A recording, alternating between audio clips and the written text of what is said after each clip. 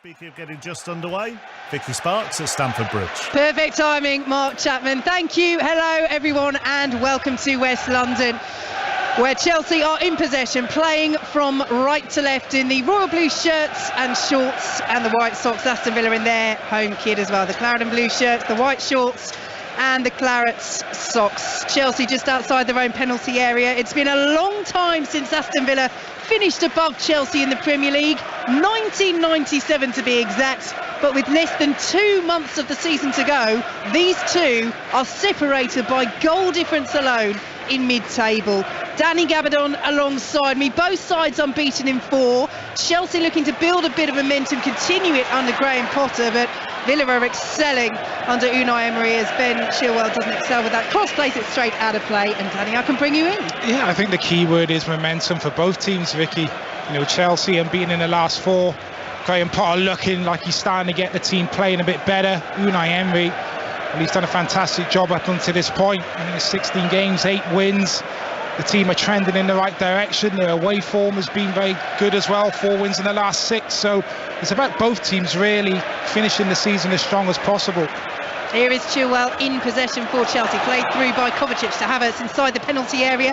Crosses block, comes back out to Kovacic, who blazes high into the top tier of the shed end away to our left from just outside the penalty area. Well, we've seen him hit them from there, Danny, but not quite that time. Yeah, he doesn't get Kovacic. too many goals, does he, Vicky? Kovacic, but when he does, they're normally worldies. Yes, it is on his weaker left foot. Bright start to the game from Chelsea, right on the front foot, and ball just dropping out to Kovacic on the edge of the 18-yard box there. Takes the strike on, rightly so, but not quite able to hit the target. So 2 minutes played, 0-0 here at Stamford Bridge on 5 Live as Kovacic wins the header in the centre of the park. Enzo Fernandez will knee it across to Reece James. We'll take you through the lineups in a moment. Interesting team news for Chelsea, particularly from a defensive position, because they've gone with the back 3, but it's James, Koulibaly and Cucurella. They're without Fofana, they're without Thiago Silva, they're injured, but Badiashiel's on the bench, as is Chalobah, who of course can fill in there as well. So Chelsea knocking the ball around at the back with Koulibaly under pressure from Emi Buendia, and it pays off as it's given away to Douglas Luiz. And here comes Jacob Ramsey for Aston Villa. Was he fouled there by Enzo Fernandez? Yes, he was. 25 yards out. Good set piece opportunity this for Aston Villa. But just on that team news, Danny, I mean, are you surprised with not necessarily the formation, of course, from Graham Potter, but the players that he's put into that back 3? Well, he always surprises me, Graham Potter. He's quite a difficult man to read in terms of what system he's going to play when you look at a starting 11, where certain players are going to play in different positions. And it is something you see quite a lot from managers now when they play a back 3. They're quite happy to put full-backs into those centre-back positions, and I think the reason is because generally wide centre-backs are the players that see a lot of the ball the most, and they're a bit more comfortable in possession. So maybe that's the thinking of Graham Potter. Cucurella might see a lot of the ball to down this left-hand side, and maybe just the ability to drive into space and be more comfortable going into those midfield areas. Maybe that's why he's got the nod. So free kick to Aston Villa. It's 30 yards out position. They take it from, swung in by Douglas Luiz. It's pour it straight into the arms of Kepa. So it's 3 changes in total for Chelsea as Havertz goes down just outside the centre circle, wins a free kick. Oh, that's not good news for Aston Villa. A very early card for Boubacar Kamara. Yellow, into the book he goes. He's returned from injury. That's one of their 2 changes. He's come in for Leon Bailey. Ashley Young has come in for the injured Matty Cash, but cliche, Danny, but tightrope walking for now. Yeah, it certainly is. Knew exactly what he was doing there, Boubacar Kamara. Rifa Balaga with an excellent quick throw after taking the cross, looking to set Havertz away on the counter-attack, and it's just a cynical foul, just halting the progress there of Kai Havertz. And he's limped away from making the challenge as well, Kamara, so possible slight knock there to go with the yellow card. Not ideal for the Aston Villa midfielder. Chelsea get us underway inside their own half. They've made 3 changes, so Mudryk, Cucurella and Loftus-Cheek are the players who come in. Fofana is injured, Pulisic and Badiashile are on the bench. Pulisic came back from international duty with a heavy cold, said Graham Potter, so potentially why he is on the bench, as Koulibaly will come across and steer that ball out of his own penalty area. Nicely brought down the right-hand side by Loftus-Cheek for Chelsea. He's playing in this right wing-back position, well anticipated by Aston Villa though. And Kamara will send it all the way back to Tyrone Mings. So In terms of the formations, you've got Kepa in goal for Chelsea, the back three of James, Koulibaly and Cucurella, as Emi Martinez has it in his own penalty area for Villa. Ahead of them, it's Loftus-Cheek, Fernandes, Kovacic and Chilwell as Chelsea steal it. Mudryk, big save by Emi Fernandes, getting into a huge mix-up with Boubacar Kamara. And the Argentina number one, the World Cup winner, has to stand tall. And I'll tell you what, he's having to be separated here from Kamara. He is absolutely furious at the way that Aston Villa defended that inside their own penalty area. Save from Mudryk. It's a Chelsea corner. What a let-off for Aston Villa. Praise for Emi Martinez in the end. Yeah, tones for his error for me, Vic. It's a really poor pass into Kamara. He has nowhere to go really with it. He gets robbed. Here is Chilwell, swings the corner in. Out of the penalty area it goes, and there was a high boot in there from Chelsea. Emi Buendia's gone down, so it's a free kick to Aston Villa, Danny. Yeah, Martinez has the ball and he just plays a straight ball into Kamara. He's under pressure, good pressure from Chelsea, pressing high up the field. He can't really do anything with the pass. He's under so much pressure, was never on. Gets robbed of the ball, and then Martinez does really well in the end to atone for his error. He comes out quickly, spreads himself really well to make a fantastic save. I'm not sure why he's complaining there, because it was actually his mistake for me. Should have cleared his lines. I was going to say, is it one of those as the player where you're furious with yourself, but you're not going to admit that? Yeah, he's one of those players as well. Exactly. He's one of those players, Martinez. I don't think he's ever going to accept any responsibility. It's a poor ball into Kamara. He's got no chance really with it. That's a great ball from John McGinn. Ollie Watkins into the penalty area, drags the shot wide. Chelsea were looking for a flag that didn't come, and Ollie Watkins, big opportunity for Aston Villa, big chances at both ends inside the opening 7 minutes. Goalless, breathless start here at Stamford Bridge. It's been a brilliant start, Vicky, brilliant start from both teams. What a ball from McGinn into Watkins. He's the man in form at the minute, he's the man you want with this chance, and he just drags it wide of the goal. He had so many options there, could have dinked the goalkeeper as well. Gorgeous touch as well, wasn't it, from the Aston Villa top scorer as Chelsea play their way out of trouble. Great game so far, being played at a real pace here in West London as Chelsea spread the ball out to the right hand side, and Ruben Loftus-Cheek will pick it up as the option of Kai Havertz, who now does take it, and in field to Enzo Fernandez as Chelsea work it back to the halfway line. I can finish telling you their team. Mudryk, Felix and Havertz with the players up top as Chelsea work it out to the right hand side. I'm loath to look down at my notes to give you the Villa team, because any time I seem to do that, somebody gives it away in the penalty area or a keeper has to make a save. But Chelsea have it on the halfway line, so let's risk it. Martinez in goal for Villa. Back four of Young, Concert, Mings and Moreno. Ahead of them it's Kamara, already on a yellow card, and Louise, with Buendia, McGinn and Ramsey supporting Ollie Watkins up front as Chelsea have it in the wide right position. Danny Gabardon. Yeah, it was clever centre forward play from Ollie Watkins. He just positions himself in between Koulibaly and Cucurella, and that's what you can get sometimes when you get full-backs playing as centre-backs, positionally not quite in the right position. McGinn with that first-time ball into Watkins, and he's just in on goal. Needs to do better with the finish. As I say, he's the man who's in form, 4 goals in his last 4 games, and he just drags the shot wide, doesn't even work the goalkeeper. Throw to Aston Villa midway through their own half. Chelsea's turn to have a bit of a row between teammates. Ben Chilwell absolutely furious with the ball that came out to the left hand side towards him from Kalidou Koulibaly, but Chelsea have managed to win the throw midway through the Aston Villa half. Goalless here at Stamford Bridge as Joao Felix under pressure sends it back to Koulibaly, but it's so positive early on from both sides, and that's been such a hallmark of Villa under Unai Emery, hasn't it? You know, he's wanted them to have greater possession, but the stat that stands out to me, scoring in all 14 of their Premier League games under him, and since he took charge in November, they're the only Premier League side to have done that. Yeah, that has surprised me a little bit, because I thought initially Unai Emery coming in, look, I thought he'd be steadying the ship, which he has done, but I always thought him as a bit more of a defensively minded kind of coach. But as you say, they've scored plenty of goals. I think balance is the key word, what he's brought to Aston Villa. You know, there's been clean sheets in there as well. They've scored plenty of goals, and balance is exactly what Steven Gerrard couldn't find with his Aston Villa team, but Unai Emery has.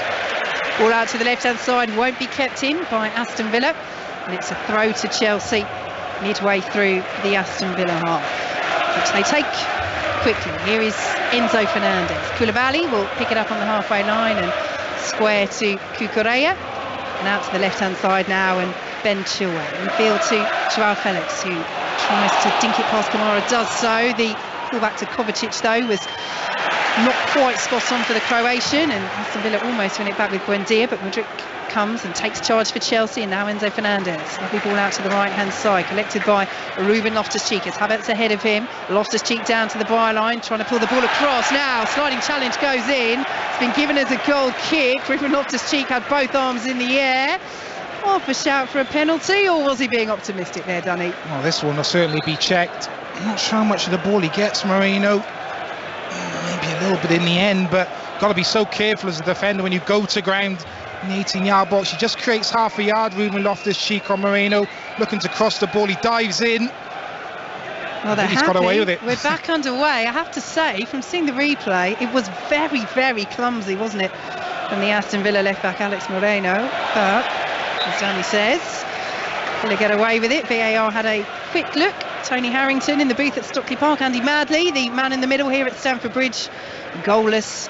11 minutes played as Cucurella is barged into by John McGinn, and that will be a free kick to Chelsea just inside the Aston Villa half. John McGinn, he was part of that Scotland side for that famous win over Spain in the international break. What an outstanding performance that was, Danny. Oh, it certainly was, and they are a team that's trending in the right direction. Scotland, Steve Clarke doing a fantastic job, and you look at their starting 11, maybe you shouldn't be so surprised at the result, I don't think. You know, they're building a really good squad of players there.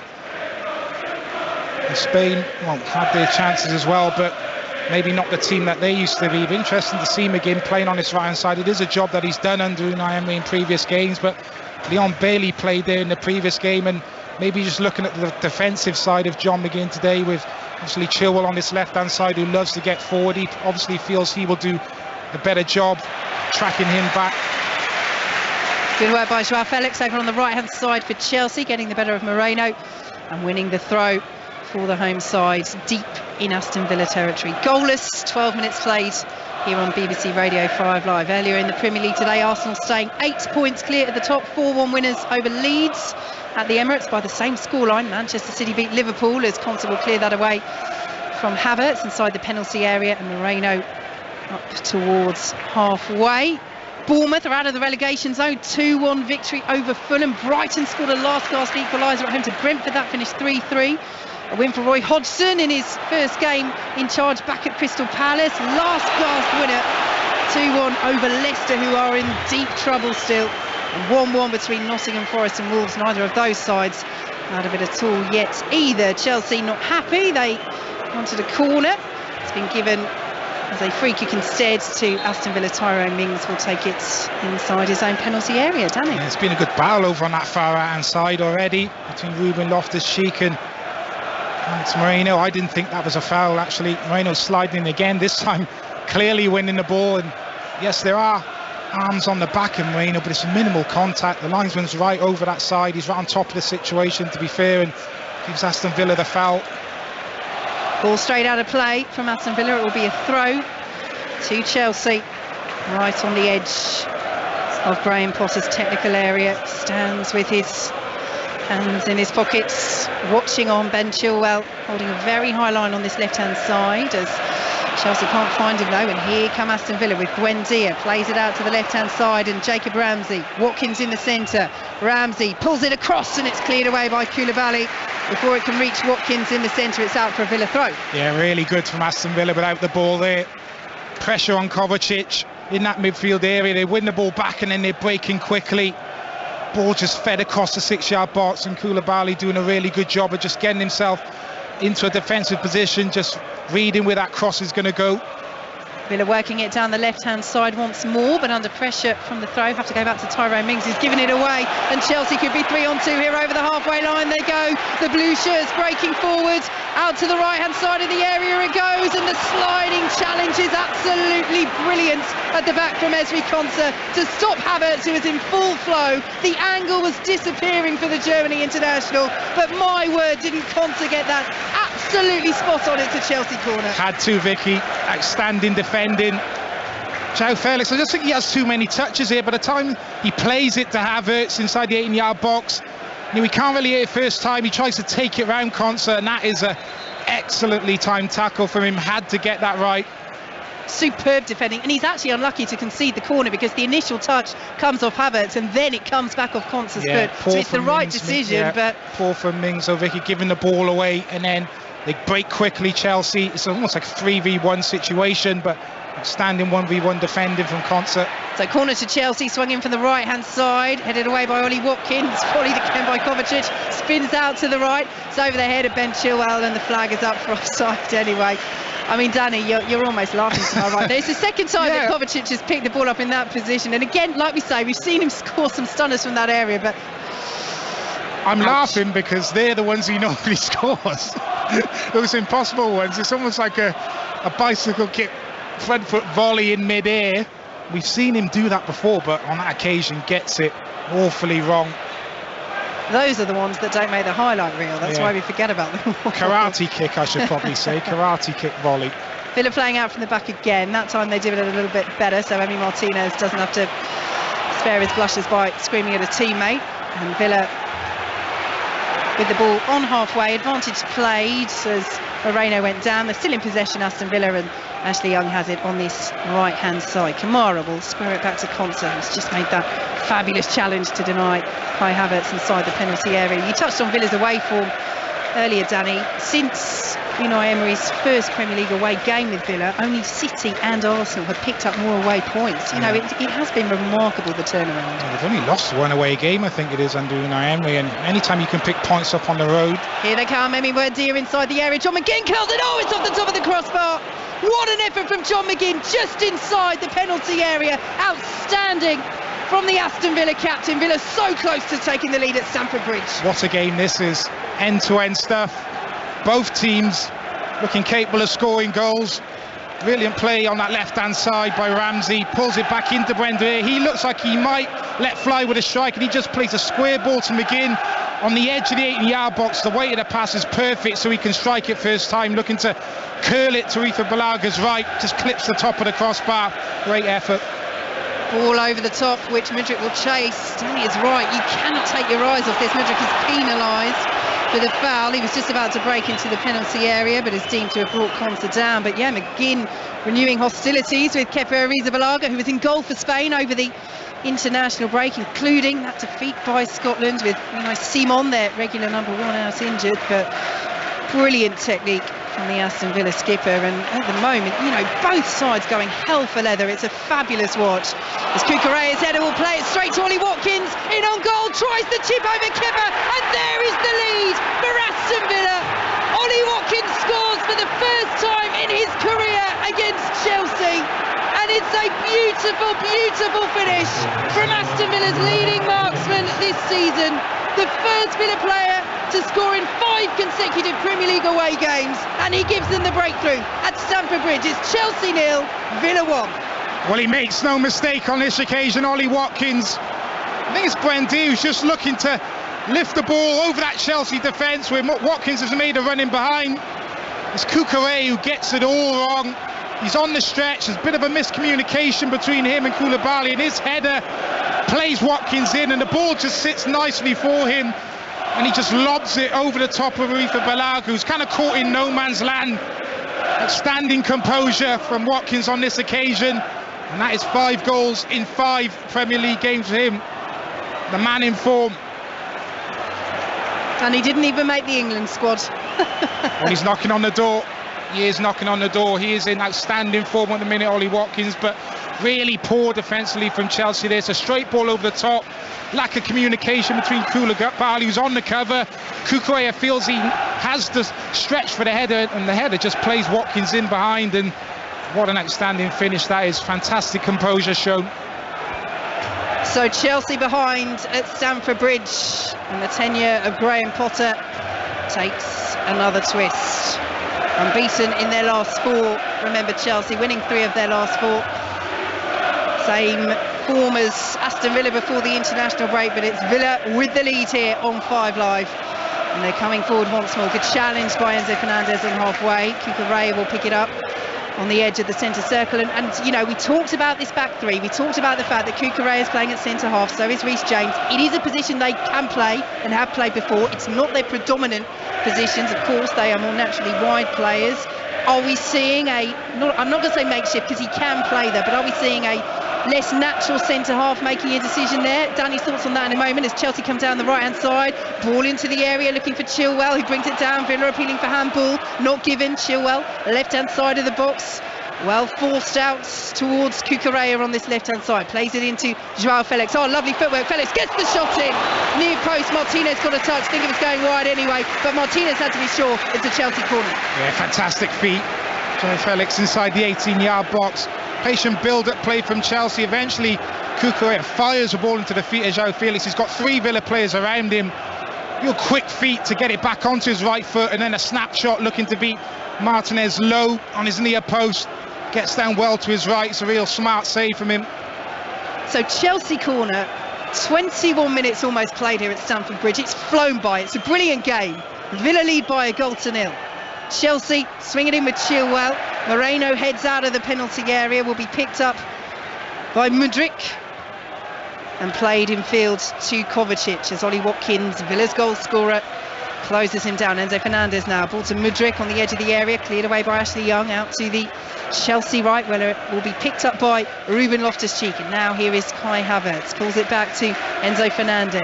Loftus-Cheek once more up against Moreno. That's been a good battle so far as Fernandez swings it in, headed away by Konsa. Will be controlled by Ollie Watkins, almost loses out to Reece James, but Villa will clear through Moreno, up to Watkins once more, who has James very, very tight to him. Chelsea get the foot in, and it's now with Kovacic just inside the Aston Villa half. To the left he goes, and Joao Felix, who swings the ball out, beautiful crossfield pass to Ruben Loftus-Cheek, who controls on his chest. Chelsea 0, Aston Villa 1, here on 5 Live. In field now it goes to Cucurella, who made the error for that Ollie Watkins goal that played him in one-on-one with Kepa. Beautiful chip over the Chelsea goalkeeper. Kovacic has it now, square to the right-hand side, and Reece James. Ruben Loftus-Cheek will chase this ball down to the byline, right-hand side up against Jacob Ramsey, wins the corner. In the Bundesliga, Bayern Munich under Thomas Tuchel lead Dortmund by 2-0 after 18 minutes here at Stamford Bridge. It's Chelsea 0, Aston Villa 1. Well, just on Cucurella, I do think they're looking to target that area, Aston Villa, between him and Koulibaly. If you look at the first chance Watkins had, he positions himself between the two. Second chance, he's looking to spin in behind the two. Corner played short by Chelsea, will be swung in by Reece James now, and Enzo Fernandez with the header. It's wide of the post, it's behind for a Villa goal kick. A decent chance for Fernandez, good delivery into that near post area. They take the short corner. This comes to the edge of the corner of the 18-yard box, whipped in by Reece James. Yes, he's under pressure from a combination of Mings and Ollie Watkins, but gets there first with a header, just flashes past the near post. Just on the goal again, Vicky. I think Koulibaly needs to take charge of that situation. He's the one on the cover. If he shouts to Cucurella just to leave the ball, he deals with the situation. He obviously says nothing. Cucurella feels the need to go and head the ball, glances off the top of his head and plays Watkins in behind. Reece James plays it out to the right-hand side, and Ruben Loftus-Cheek. I mean, we were talking before the match, weren't we, Danny, in terms of Reece James, that he came home early from international duty with England due to an injury. He started today as Chelsea play the ball over the top. Chilwell goes down just on the edge of the area. Villa trying to clear it, no penalty given. Chilwell is running straight to referee Andy Badley as Villa move down the left-hand side. VAR, of course, will have a look as Enzo Fernandez gets the foot in. Loftus-Cheek, Kovacic, midway through the Aston Villa half. Chelsea 0, Aston Villa 1 here on 5 Live as Joao Felix brings it forward, approaching the penalty area. Lovely footwork once again. Not quite so lovely this time, though. Can't get past Kamara. Can't take your eyes off this for a second as Villa come forward, challenged on the halfway line, chested down by Kamara. Forward now to Ollie Watkins, their goal scorer, tussling with Cucurella, fouls Cucurella. Cucurella plays the ball so quickly. Let's risk it, Danny, and we'll keep an eye, of course, on Chelsea. But you know, James, whether playing in this back three is better for him than bombing up and down the wing if he's come back with an injury concern, as Kovacic has it, centre of the Aston Villa half. Coming forward now as Chelsea look to get back on level terms. Cucurella plays the ball to the edge of the area, chested down, shot by Havertz. Martinez right behind him. I'll tell you what, Vicky, I think one of us needs to commentate rather than do. It's hard for us to both get what we want to say in. There's so much going on in this game. Havertz with a chance there. Fantastic control down in the 18-yard box. Let's fly with a strike, but comfortable for Martinez. Not Chilwell one. Well, I actually think it's a foul rather than a penalty. It looks like it's on the edge of the 18-yard box. Unlucky not to get that one. Doesn't go Chelsea's way. It is not going Chelsea's way so far at Stamford Bridge. It's been a breathless encounter. Both sides playing some good football, both sides with opportunities. Aston Villa have taken one of them with their top scorer, Ollie Watkins, as they come down the left-hand side once more. Here is Douglas Luiz. Plays it straight into the referee, but will get it back initially. Now, he's furious, Douglas Luiz, because he's saying, well, hang on a minute, if you just blown for the whistle for the potential turnover of possession, but there wasn't a turnover of possession, and that's why Andy Madley kept his whistle away from his mouth as Chelsea come down the right-hand side. Havertz goes down, wins the free kick midway through the Villa half. Wide right position, Chelsea 0, Aston Villa 1, 25 minutes gone. Yeah, and Douglas Luiz is the man then has to run back and gives the foul away in frustration because he feels maybe the game should have been stopped there. His intended cross field ball hits the ref, comes back to him, but then he's got a Chelsea player right next to him, and I'm not really sure what kind of advantage he has there. Just nicks off the Chelsea player, and then Chelsea on the counter-attack. He then has to run back 100 yards and just gives the foul away in frustration more than anything. It's one of those where technically there's not a turnover of possession at that point, but you're right, there's a player right there. You would think it's one where the referee could apply a bit of common sense and say, well, essentially that ball hitting me has caused ultimately Aston Villa to lose possession because it allowed Luiz's opponent to close him down. But anyway, we played on, and Chelsea have this free kick, wide right position, midway through the Aston Villa half. Koulibaly, one of those up from the back. Loftus-Cheek in the penalty area as well. It's headed away by Ashley Young, picked up by Chilwell, but loose touch as he broke into the penalty area, and Moreno will play it forward to Jacob Ramsey under pressure from Loftus-Cheek, but he deals with that so well, Ramsey, so calm, brilliant vision to pick out Ashley Young on this right hand side. He was closed down by Kovacic, and Kovacic gets the foot in and will play it forward. Good ball by Kovacic. Both sides really are playing some great stuff as Mudryk gets a little bit lucky there, then runs into Kamara, forward by John McGinn, who's hit the bar for Aston Villa in this first half as well, a half in which they lead by a goal to nil through Ollie Watkins as Felix, poor ball, plays it straight to Jacob Ramsey, racing away down the left hand side. Watkins is in the centre, can he stay onside? Doesn't matter, brilliant block by Reece James. Loftus-Cheek will get there and draws the foul very well there to alleviate the pressure for Chelsea. Danny Gabardon. Outstanding recovery, pace and tackle from Reece James, really sloppy from Felix. He just plays Ramsey in down that left hand side. Ruben Loftus-Cheek gets caught the wrong side and he's just cutting in on the left hand side of that 80-yard box, but Reece James gets across and makes a fantastic challenge. I'd say both teams will look really dangerous on the counter attack and going forward, but both teams will look really vulnerable and open defensively as well. Chances both ends. Great game for the neutral as Kepa Arrizabalaga takes this free kick up towards the halfway line. Latest scores in Rugby Union's European Champions Cup. These both 5:30 kickoffs. La Rochelle are trailing at home to Gloucester by 10 points to 3. Commentary of that over on Sports Extra. And Leinster are 10-3 up at home to Ulster. Earlier in the Women's Six Nations, France 53-3 points winners at Ireland. Here are Chelsea just outside the penalty area, cleared away by Aston Villa. It's a poor clearance though, picked up by Kai Havertz. Enzo Fernandez has it now, central position, 35 yards out, plays it out to the right hand side, and Ruben Loftus-Cheek, whose ball into the area is blocked by Moreno, chested down by Havertz, but only as far as Moreno once more, and he will clear up towards halfway. But that really is, you picked it earlier, Danny, that's a great battle, isn't it, between Loftus-Cheek and Alex Moreno as Chelsea pick it up just inside the Villa half. Unexpected one really. We didn't really expect maybe Ruben Loftus-Cheek to start the game, or certainly playing that right wing back position. I know that is a role he has filled before under Graham Potter, but been a really good battle out on that far right hand side. Kovacic in possession, plays it out to the right hand side, space for Loftus-Cheek up against Moreno once more, pulls it back to Enzo Fernandez, edge of the penalty area, stopped by Jacob Ramsey from advancing any further, so we'll send it back to the fellow blonde-hairs, Reece James, and Koulibaly square to Cucurella. Back in field to Koulibaly once more, and you touched on it earlier in terms of Koulibaly taking charge, or could have taken charge, for that mistake that allowed Watkins in to score from Cucurella. You know, he's playing the central centre-half role, so he's perfectly placed to do so, and he is the out-and-out centre-half in that back three. Vicky, you're spot on. He needs to take charge of that situation, also for the reason because he's the one on the cover, he can see everything. If he shouts to Cucurella quick enough, and he just leaves that ball, then he mops up, he probably goes back to the goalkeeper and there's no problems. But for some reason Cucurella maybe not getting told anything, feels the need to go and head the ball. Here come Chelsea. Loftus-Cheek down the right-hand side, forward to Havertz, and now Enzo Fernandez. Thought about playing the ball into the penalty area, but instead lays it off to Reece James. Little back heel by Tyrone Mings for Aston Villa on the edge of the 6-yard box, and it does the job. Villa get the clearance up towards halfway. Well, unorthodox, Danny, but adjusted well there, Mings. Did really well, because it was pulled back, and as a central defender in that situation, all your momentum is going towards goal. So if the ball gets pulled back in front, he was very difficult to readjust, but he does well there, Mings. Out come Chelsea once more to the right-hand side. A real zip and urgency about their passing so far, as there has been for Aston Villa's. Little back heel from Loftus-Cheek to Reece James. As a fan in front of us wasn't very impressed with that, threw his hand up in the air, but I quite like that.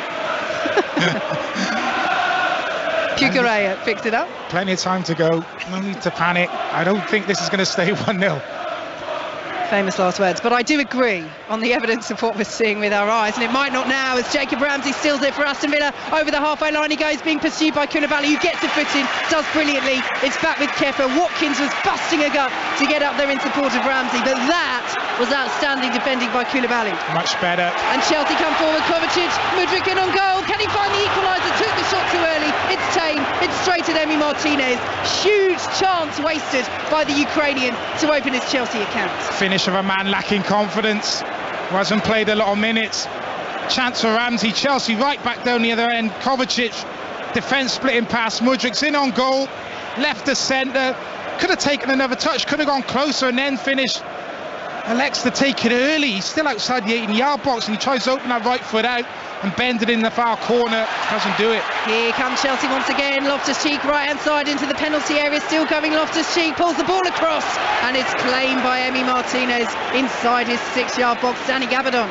I think Tyrone Mings here is just saying to Emi Martinez, take your time, please, because this is end-to-end stuff. It really is. Both teams looking vulnerable defensively. That Ramsey chance was a good one on the break. He's been brilliant on the turnover, winning the ball back and then driving forward, but need to know your players a little bit there. Koulibaly, he's big, he's strong, he's quick, he gets back, takes the ball off him, then Chelsea right back down the other end. What a chance that is for Mudryk. Well, he's listened, Martinez. He did take his time. Aston Villa win the throw midway through the Chelsea half. Bayern Munich under Thomas Tuchel are now 3-0 up against Dortmund after 28 minutes. 2 goals for Thomas Müller. Yeah, I think Tyrone Mings just desperate for a breather there. I'm just looking at him, he's blowing a little bit. He got give the thumbs up to his goalkeeper there as he kicked it forward and just got Villa up the pitch into this wide area around Chelsea's 18-yard box. Villa leading by a goal to 0 and taking the time over the throw as well, which they've lost. Ashley Young giving away possession, and here is Tyrone Mings will send the ball all the way back to Emi Martinez as Unai Emery out of his technical area with that black jacket on, hands on his hips, shouting instructions to his side. What a change he has made. They've continued that run of scoring in every single Premier League game in which he's taken charge. 15 Premier League matches so far.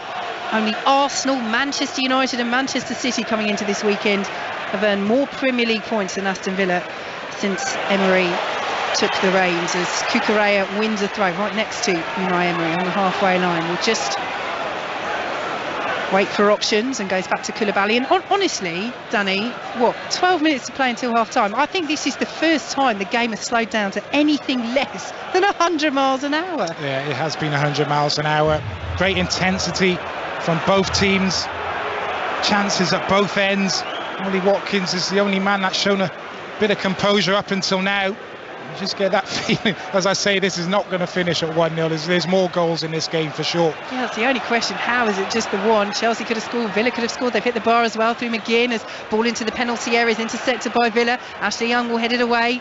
Enzo Fernandez heads it back in. Kovacic plays it back on the edge of the D to Cucurella. Now forward to Joao Felix. Cucurella now has Chilwell as an option. Does eventually use him. Chilwell down the left-hand side, pulls it back to Cucurella. It's just past Cucurella, but will be picked up by Kovacic. Plays the ball into the area. Good run by Chilwell. Chests it down. Angle's very tight. Oh, he hits the post.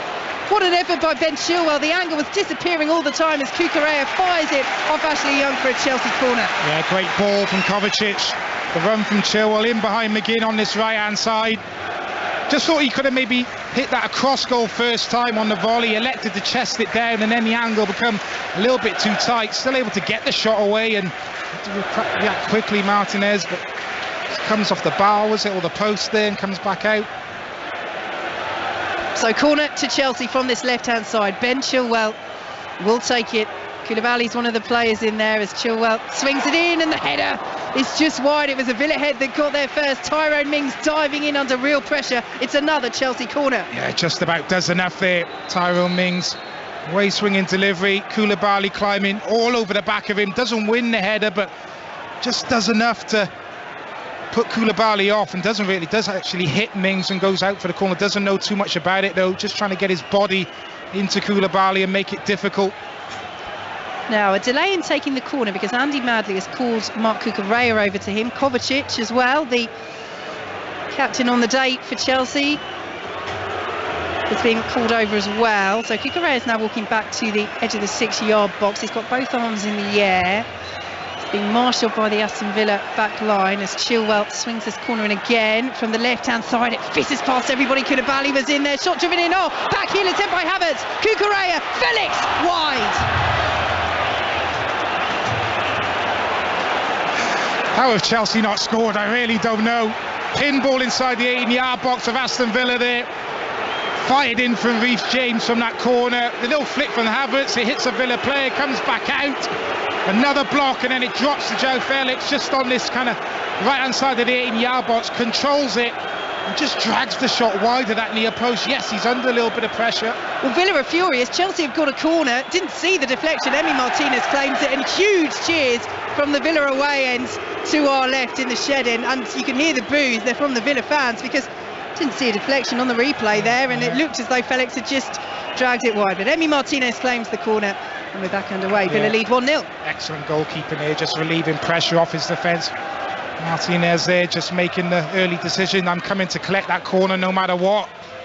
Don't think it was though, as you say, Vicky. Given away by John McGinn. Here is Joao Felix, 25 yards out, goes for goal. It's blocked by Mings, falls on the edge of the area to Mudryk, forced wide left hand side of the box for Chelsea, who trail by a goal to nil at Stamford Bridge. Here is Chilwell down to the byline, pulls the ball across. Martinez has come to claim that. It's intercepted instead by Konsa, who does manage to clear up to Watkins just inside the Aston Villa half. Tries the control, eased off it by Koulibaly. Cucurella picks it up. Here is Kovacic, Enzo Fernandez, back to Kovacic. Chelsea just inside the Aston Villa half, and laid off now by Kovacic to Cucurella, and back to Koulibaly once more. Chelsea unbeaten in their last 4 before the international break, but trailing by a goal to nil, and they've given the ball away again. There's been far too many turnovers from both sides, and here come Aston Villa. Watkins won't control on the edge of the area, and Chelsea will play it forward. Mudryk, sliding challenge by Kamara, had to be careful there, he's on a yellow card.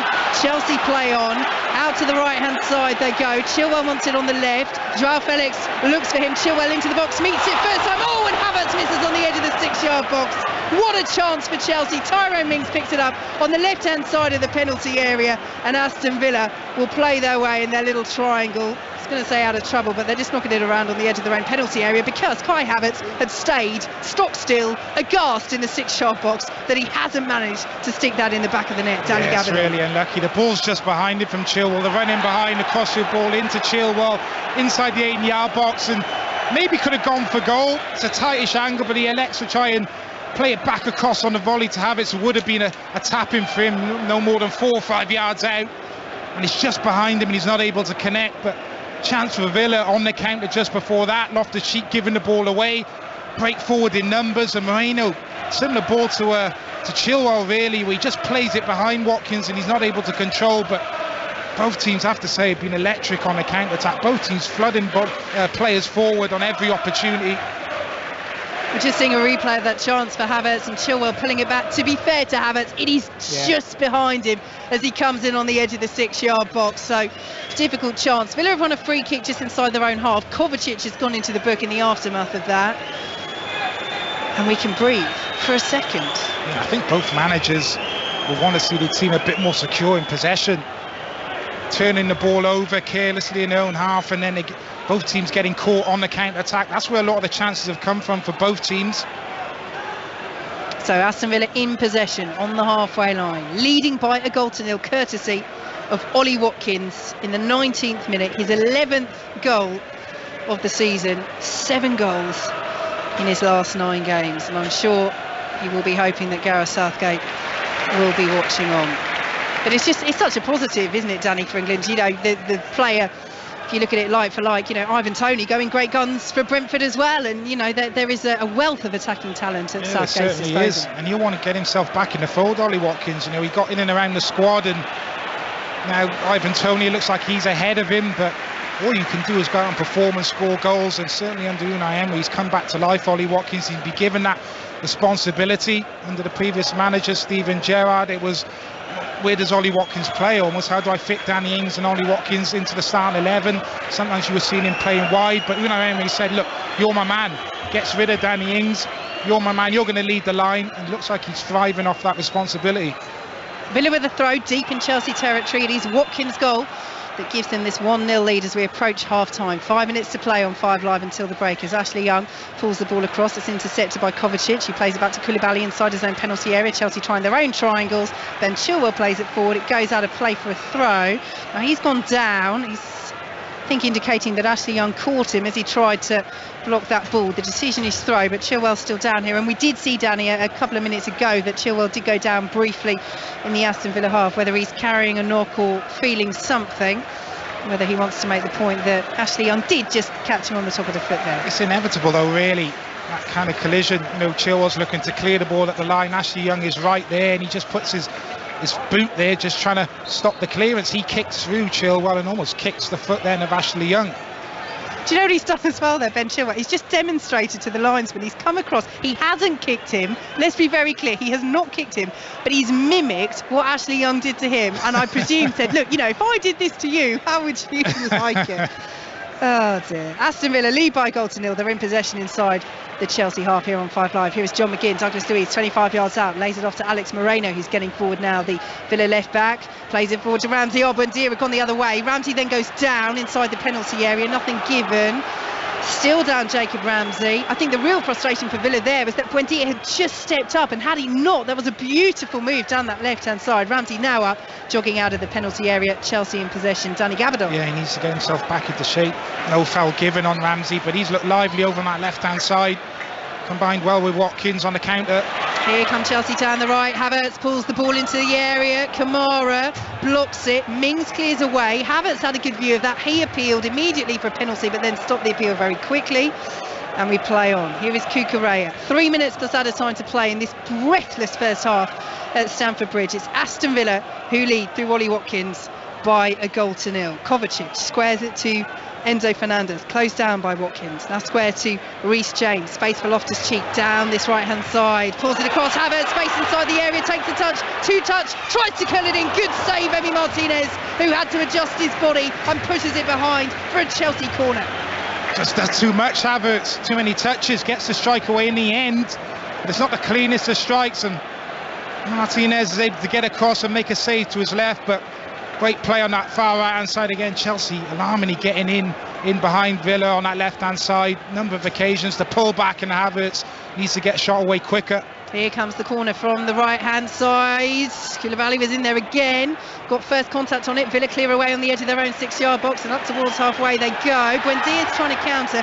I think he's run into Cucurella there and half pulled him down. Andy Madley agrees, and we play on with Chelsea picking up the ball just inside their own half. Here is Kovacic, lovely ball out to the right hand side, finds Chilwell, who's still over there from taking the corner, goes down under the challenge, and it is a foul by Alex Moreno, and it will be a free kick to Chelsea midway through the Aston Villa half on the right hand side. Villa lead by 1-0. Another huge commentary coming up for you in the boxing tonight on 5 Live. Anthony Joshua against Jermaine Franklin from the O2. Do join us from 10 o'clock. If you want to get in the mood, you can head to BBC Sounds and listen to our week-long daily episodes, 5 Live Boxing with Steve Bunce, and check out the Football Daily while you're there as well. All the reaction to today's matches will be on the Football Daily podcast as well, which you can download tomorrow morning from BBC Sounds. It's been a great encounter, really enjoyable to watch here at Stamford Bridge as we're into the final minute of normal time at the end of the first half. Reece James with the free kick for Chelsea, swings it in. Oh, Felix and Koulibaly between them went for it on the edge of the 6-yard box. Villa get the boot in and managed to clear away. Cleared out on this left-hand side by Chilwell, off Moreno, a Chelsea throw, and Chelsea cranking up the pressure, looking to get back on level terms as we approach added time. Kovacic squares it to Enzo Fernandez, pulls it back to Reece James, out to the right-hand side he goes, and Ruben Loftus-Cheek up against the Villa captain John McGinn, who's hit the bar in this first half for Aston Villa as well, a half in which they lead by a goal to nil. Cucurella passes a little bit short, but he gets there, sends it to Kovacic, close down for Buendia. Kovacic almost slips, but good 360 in the end from the Croatian, and sends it out to the left-hand side. Here is Chilwell, Cucurella ahead of him. Chilwell pulls it back to Kovacic, 30 yards out, plays the ball into the area, it's headed away before it can reach Havertz. Douglas Luiz will get something on it. Koulibaly sends it forward. Mings tried to feed Ramsey on the left-hand side. He gives a thumbs up, but Enzo Fernandez got there first. As we enter 2 minutes of added time, out to the right-hand side, Chelsea go. Loftus-Cheek deflected. Mudryk to Havertz, edge of the box. Enzo Fernandez back in. Chilwell's in there, and the header is in. Emi Martinez on the stretch, can't keep it out, but the whistle has gone. The goal has been ruled out. Chilwell's celebrations are cut short. Chelsea's celebrations are cut short. Now, let's see what VAR think of this. This is given for a foul. I don't think it was for offside. Really good header by Ben Chilwell. Delivery from that far right-hand side from Enzo Fernandez. Just floated in, yeah, 2 arms in the back of Ashley Young. Then wins the header. Finds that far corner, but excellent decision from the referee. Just a push from Chilwell on Young as he's in mid-air. Doesn't allow him to attack the ball properly. And the goal will stay ruled out. As you say, Danny, it was a great header from Chilwell, but he gained the illegal advantage with that push. And it's the fact that Young's in the air as well, isn't it? It's not just a coming together, jostling for position in the penalty area. Clearly affects the ability of Ashley Young to get that ball away. As Emi Martinez gets us underway, Koulibaly wins it for Chelsea. Can they find another opportunity to get an equaliser before half-time? Havertz has been brought down just inside the Aston Villa half. It's a free kick to Chelsea. The home crowd want more than that. They want a yellow card as well, but it won't be any more from Andy Madley. And Kovacic will lay it off to Koulibaly. And they're quite narrow, Aston Villa, and those wing-backs for Chelsea are causing Aston Villa a lot of problems when Chelsea are able to kind of move the ball quickly into those wide areas. Moreno's quite narrow, trying to protect more centrally. Ashley Young's doing a similar thing. And when they can get the ball into those wide areas, Chelsea in overload, it's causing Villa a lot of problems. Here comes Kovacic out to the left-hand side to Chilwell, who fires it straight into Marc Cucurella, and there we go. Boos at half-time. I think they're for the officials and that ruling out of the Chilwell goal, which from our view was a correct decision. They can't be for the game because we've seen some absolutely brilliant football, but Chelsea are trailing. Danny Gabardon. Well, they are. It's been a superb first half to watch. I have to say, the intensity from both teams, credit to both. But Ollie Watkins has been the only one really that's shown that bit of composure to put a chance away. Graham Potter will be scratching his head how they're not back in this game. It really probably should be 4-4. Both teams have looked really dangerous going forward. Both teams have looked really vulnerable defensively. But Chelsea have probably had 5-6 good chances to get back on level terms and have not been able quite to show the composure really. So I mean, I just hope the second half continues. I really do. Surely it can't. Both teams can't keep that intensity up, I'm sure. But obviously Unai Emery will be happier of the two managers, but he'll want to see a little bit more control from his side as well. Now they're 1 goal to the good, but fantastic first half, Vicky, it really was. I think that sums it up perfectly, Danny. It should be 4-4, but Chappers, it's only 1-0 to Aston Villa. Thank you very much. Second half on the way. Elsewhere in the Premier League today, Manchester City came from behind to beat Liverpool by 4-1. Gabriel Jesus got 2 for Arsenal as they then went 8 points clear again at 3 o'clock with a 4-1 win over Leeds. Bournemouth came from behind to beat Fulham 2-1. Finished Brighton 3, Brentford 3. Crystal Palace scored through Jean-Philippe Mateta with virtually the last kick of the game to beat Leicester 2-1, and Leicester drop into the bottom 3 as a result. And Wolves got an equaliser at the City Ground in the second half, and that finished all square. Nottingham Forest 1. Wolves 1, as well as the Chelsea-Aston Villa game that's taking place at the moment. You might be interested in the game between the top 2 in the Bundesliga. Borussia Dortmund, the leaders, away to second-placed Bayern under Thomas Tuchel. Thomas Tuchel's first game in charge. And Bayern lead by 3-0 at the break. They've had a torrid first half of the Bundesliga leaders. Thomas Muller has got 2 of those Bayern goals. We'll have reaction to some of the day's Premier League action during half-time at Stamford Bridge. First of all, approaching 6:20, here's Matthew Bone. Listen on BBC Sounds. This is BBC Radio 5 Live. Thanks, Mark. There's been gridlock in and around the port of Dover, with long waits for people hoping to travel to France for the start of the Easter holidays. The boss of the Port Authority has apologised, saying he was deeply frustrated that coach passengers in particular had faced delays, some of more than 14 hours. Bad weather, along with the French border control checks, have been blamed for the backlog. A man who was seriously injured while fighting in a charity boxing match in Nottingham a week ago has died in hospital. Police say they're working with a coroner to find out what happened. The authorities in Iran have promised to enforce the compulsory headscarf on women more rigorously. Hardline politicians are giving ultimatums to judges to punish those who bend the rules. And donations to an animal charity loved by Paul O'Grady have passed £100,000 since the star's death. Battersea Cats and Dogs Home said it was overwhelmed and touched by the donations. Why is it called a smart speaker? Because it's smart. You ask it to do something and it'll be done. Just say, smart speaker, ask BBC Sounds to play your favourite music mix. Oh, that's nice. Or you can say, ask BBC Sounds to play that brand new podcast.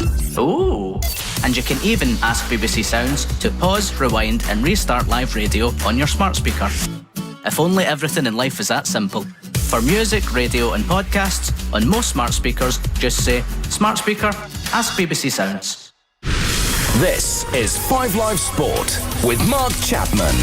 Chelsea 0, Aston Villa 1 at half-time, second half on the way, and then it is 6:06 08 085 909 693. Let's bring you as much reaction as we can, though, to the day's Premier League action. Starting with the game at the Emirates, Gabriel Jesus scored his first goal since October as Arsenal beat Leeds 4-1, so the gap to Manchester City in second remains 8 points. Here's Mikel Arteta with Nick Godwin. Is it a case of anything Manchester City can do, you can do as well? It's about us. It's about looking after our lane, what we want to do, what we are capable of doing, and keep performing and focusing in our performance and our results. That's all we can control. Can I ask you who was going to take the penalty? Because Martin Odegaard had it in his hands and then Gabriel Jesus took it instead. Was there a plan there? It was an option for both of them to do it, and Gabi felt confident. He put it in the back of the net, and that's all I asked him. Can I ask you about him? Because he really seems to be returning to sharpness. You know, the winning of the penalty, the way he converted it, and all the other things he did in the game as well. Yeah, he's worked so hard the last 4 or 5 months with all the staff and all the support that he had from the team. They are all dilated there for him. It's a special character, special player. He brings something unique to the team, and he's proven that today again. Every time we give him the chance, he's there. That break that you've had doesn't seem to have affected you. You've re-established that 8-point advantage. It must be enormously satisfying. That's what we had to prove, and we had a big challenge because we had 6-7 players with issues. And obviously you weren't aware of, but we had quite a lot of issues going on, and it was pretty tricky to manage. But the team showed incredible desire again, and they were at it. Will you tell us who those players are? No, we'll just have to find out later. Fair enough. You can try. Thank you. Mikel Arteta with Nick Godwin. Let's go to the relegation battle. Crystal Palace 2, Leicester 1 is how it finished at Selhurst Park, thanks to Jean-Philippe Mateta's winner deep in injury time. That was Palace's first win since New Year's Eve, so a decent return for Roy Hodgson. Yeah, that's Royal of Over stuff, isn't it? There's no doubt about that. But I must say, I think we deserved it. I thought, especially first half, we were so dominant. And after the cold shower of their opening goal, which came in a spell where they were playing quite well, we really got ourselves going again and took the game to them. So I think, we can safely say, or honestly say, that we did deserve to win it, albeit I feel sorry for Brendan and Leicester, because I know how heartbreaking it is when you think you've done well enough and sort of been able to put up, or if you like, or to deal with the pressure they had to deal with. You think we've come away with a point here and done well, all of a sudden you realise we haven't got anything at all to show for our efforts. And what have the last 2 weeks been like for you? Has it been just a natural progression coming back here and fitting back in? What's it been like? It's been very easy to fit back in. partly because of the club, Joanne, Steve Parrish, Dougie Freeman, all the people around the club, Christine Dowswell, all the people I left behind and got on so well with, they're still there, they're still supporting me and wishing me well. Same goes for quite a good number of the players. So I suppose my big question is, what are the new ones going to be like? The new players, the ones I don't know. Because I know they're good players, and I'm looking forward to working with them. How are they going to react, if you like, to Ray and I coming in? But I must say they've been superb too. So at this moment in time, it couldn't be any better. But, and it's a big but, there's 9 games to go. It won't always be quite this euphoric. Palace had 31 shots in that game to Leicester's 3, and that defeat sees Brendan Rodgers' side drop into the bottom 3.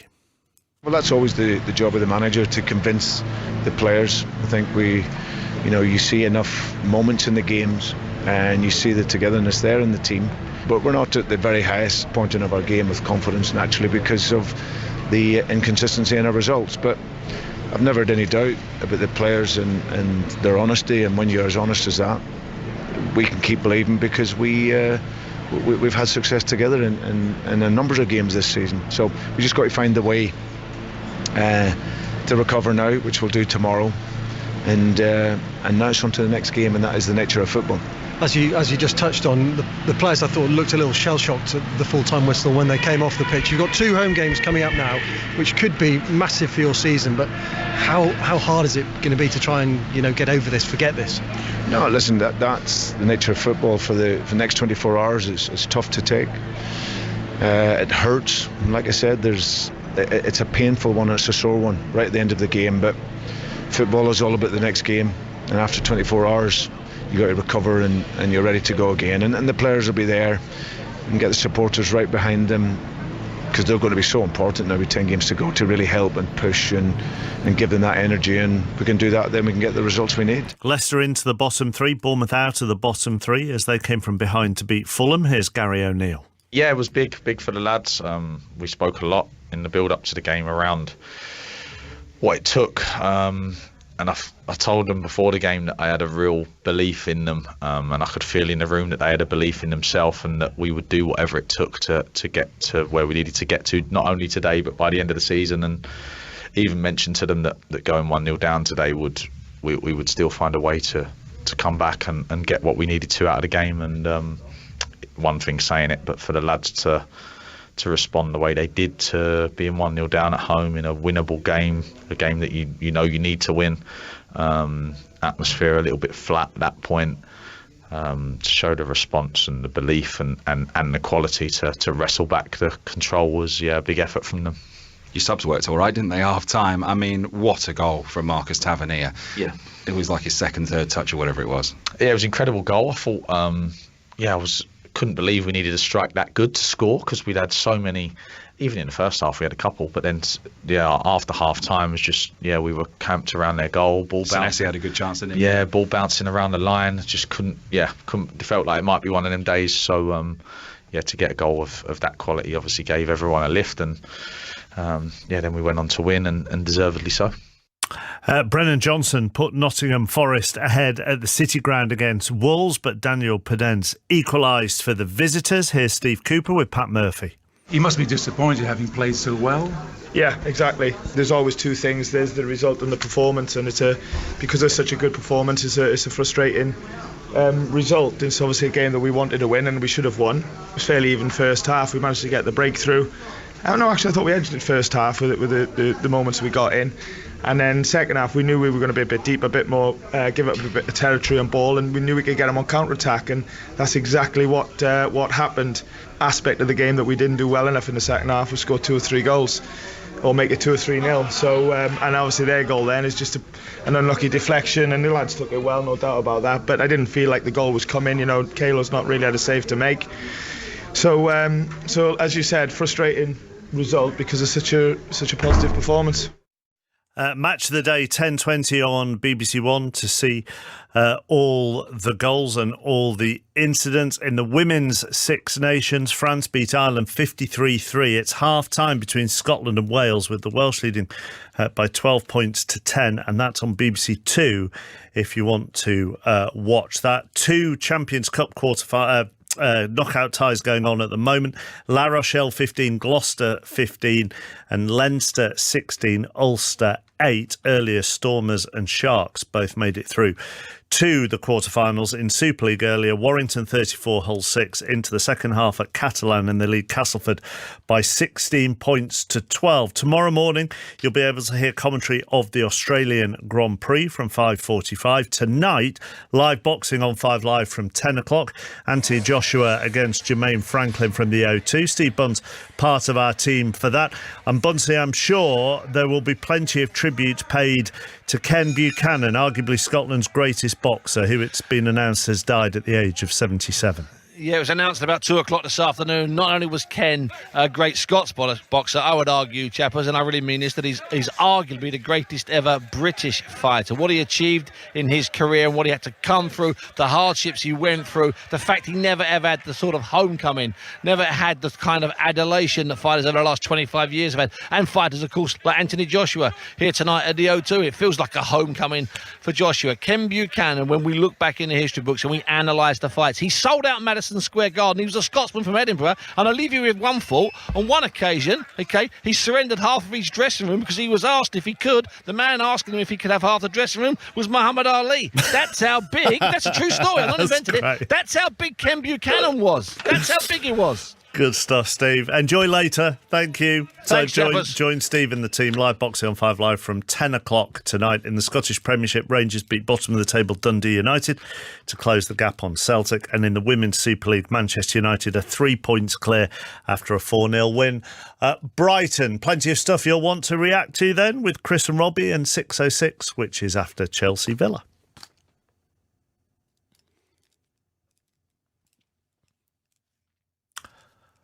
Or maybe Chris and Robbie aren't there. I've no idea where Chris and Robbie are, but 08085 909 693 if you want to talk to them. 08085 909 693. Robbie, are you there? Chappers, I am. Can you hear me? Yeah, I can hear you now. Right. Thank you, Chappers. Yeah, I was speaking. That's the most sense I've ever made on 606. Honestly, it's my favourite trail ever. Yeah, that's the best I've ever been on the radio. 30 seconds, right, Chris, what do you talk about quickly? What can we say in 30 seconds? Manchester City fans, do you think you can reel Arsenal in? Want to hear from Crystal Palace fans? Roy Hodgson, what a return from him. Leicester City fans, your team are in a relegation battle. 08085 909 693. Back to Vicky Sparks, who's with Danny Gabaldon. Thanks very much, Robbie. So, will we have as breathless a second half as we did the first? Villa leading by a goal to nil through Ollie Watkins, and they're making a change at half-time. Callum Chambers is coming on for Boubacar Kamara, who's just back from injury and was on a yellow card. Danny Gabaldon, interesting one this for Unai Emery. It certainly is, and I'm not sure what either manager would have said at half-time. Breathless first half, both teams creating chances, both teams looking really vulnerable defensively. Could have easily been 4-4 going in at half-time. Be interesting to see second half if either manager adopts different tactics. I'm not sure Chelsea, well, they need to get back into this game, but from a Villa perspective, well, do they try and shut up shop a little bit more? Do they continue to play on the front foot and try and get a second goal and really try and kill this game off? So we're underway in the second half at Stamford Bridge. Aston Villa leading by a goal to nil. Chelsea in possession, playing from left to right in the royal blue shirts and shorts and the white socks. Aston Villa in their home kit too, the claret and blue and the white, as Kai Havertz comes forward, plays it down the left-hand side, picked up by Ben Chilwell, drives the ball in and it's just over the top of the bar. Goodness me, that was a fierce effort from Chilwell. Well, he's had a couple of chances, hit the post from an incredibly tight angle in the first half, and he caught this very sweetly indeed, and Martinez on the stretch, it hits the stanchion at the back of the goal as it goes over. Yeah, it needs to be a fantastic strike to beat Martinez from that kind of angle, but he's pretty much playing as a left winger, Ben Chilwell. He's got so much space out on that left hand side when Chelsea are able to move the ball quickly to him. He just had the time and space to let fly with a strike there.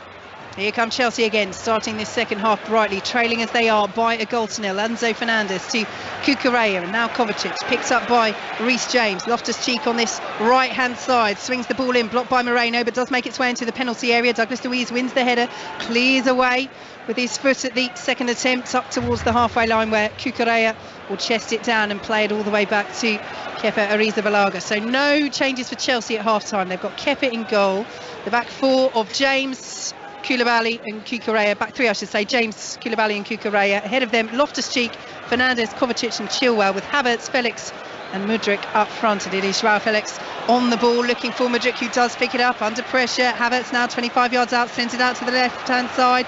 Ruben Loftus-Cheek will pick it up down by the byline, pulls the ball in. It's cleared away by Ezri Konsa on the edge of the 6-yard box, helped on by Alex Moreno, and will be picked up by Kai Havertz, who keeps it in, prevents it from going out for a throw to Chelsea, who started this second half very brightly. Here is Loftus-Cheek, pulls it back to Kai Havertz once more.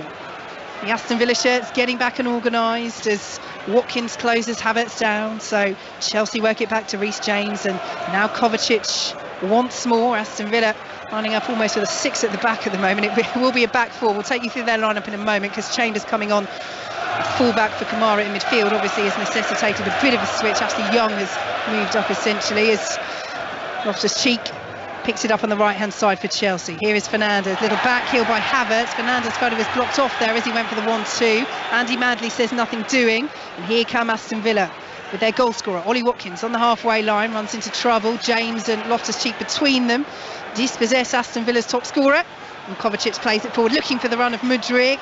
Mings gets the foot in. Konsa then goes down under pressure from Mudryk, and it will be a free kick to Aston Villa. So let's just look at this Aston Villa formation in the second half, Danny. We've got Martinez in goal. You've got the back four of Moreno, Mings, Konsa and Chambers out on the right-hand side. It looks like a trio of Jacob. Well, you've got the two sitting in midfield. You've got Louise and McGinn. He's dropped into centre midfield. Then you've got Ramsey on the left. Ashley Young's out on the right, and Emi Buendia sitting in the 10 with Watkins up front. And of course, McGinn can potentially push up a little bit more. Ramsey can drop back to help out, but that essentially the 4-2-3-1 is the formation that they're starting with. As the ball forward, Ollie Watkins, little shove on the back of Reece James, but it's all the way through with Kepa anyway. And Chelsea play it out to this right-hand side, and Loftus-Cheek in field to Kai Havertz. Chelsea 0, Aston Villa 1 here on 5 Live. Enzo Fernandez picks it up and plays it to Mateo Kovacic out to the left-hand side, and Cucurella playing as part of this back three with Fofana and Silva out injured for Chelsea. They do have Badiashile and Chalobah, who can play in the back three as well on the bench. As Reece James, also in the back three, plays it forward. It's intercepted. Poor ball forward though by Douglas Luiz, and Cucurella picks it up. I suppose the big question in this second half, Danny, we know that Chelsea have to come forward. They're trailing by a goal to nil. Aston Villa have been playing with such freedom, with such panache in the first half, but already this seems like a more defensive setup in this second period, as the ball is over on the left-hand side. Good run by Ben Chilwell, drives the ball across goal. It's across the 6-yard box, but why? There were 3 blue shirts lining up 12 yards out. It's not the right decision from Chilwell. Yeah, just missed the poacher there, Chelsea, didn't he?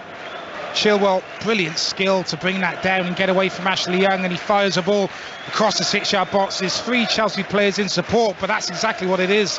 In support, nobody gets across or in line with Chilwell into that 6-yard box, and it's a nothing cross in the end.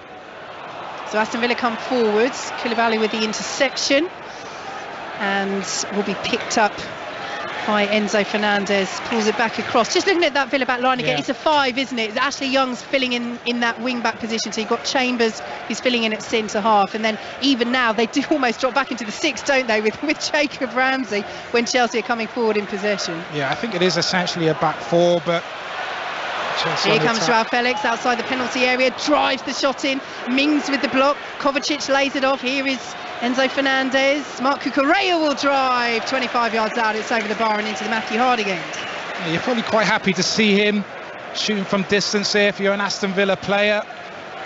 Probably should work the goalkeeper though still, because he's got plenty of time to size the strike up. I just think Villa are almost a back 6 at the minute, just the way they start this second half. They're under pressure. And what they haven't done as well, the start of this second half, when they've won the ball back, that first kind of pass forward, it hasn't stuck. They've given the ball away too quickly, and that's allowed Chelsea to almost push Villa back, and they can't quite get out of their half at the minute. That's why you're seeing a back six.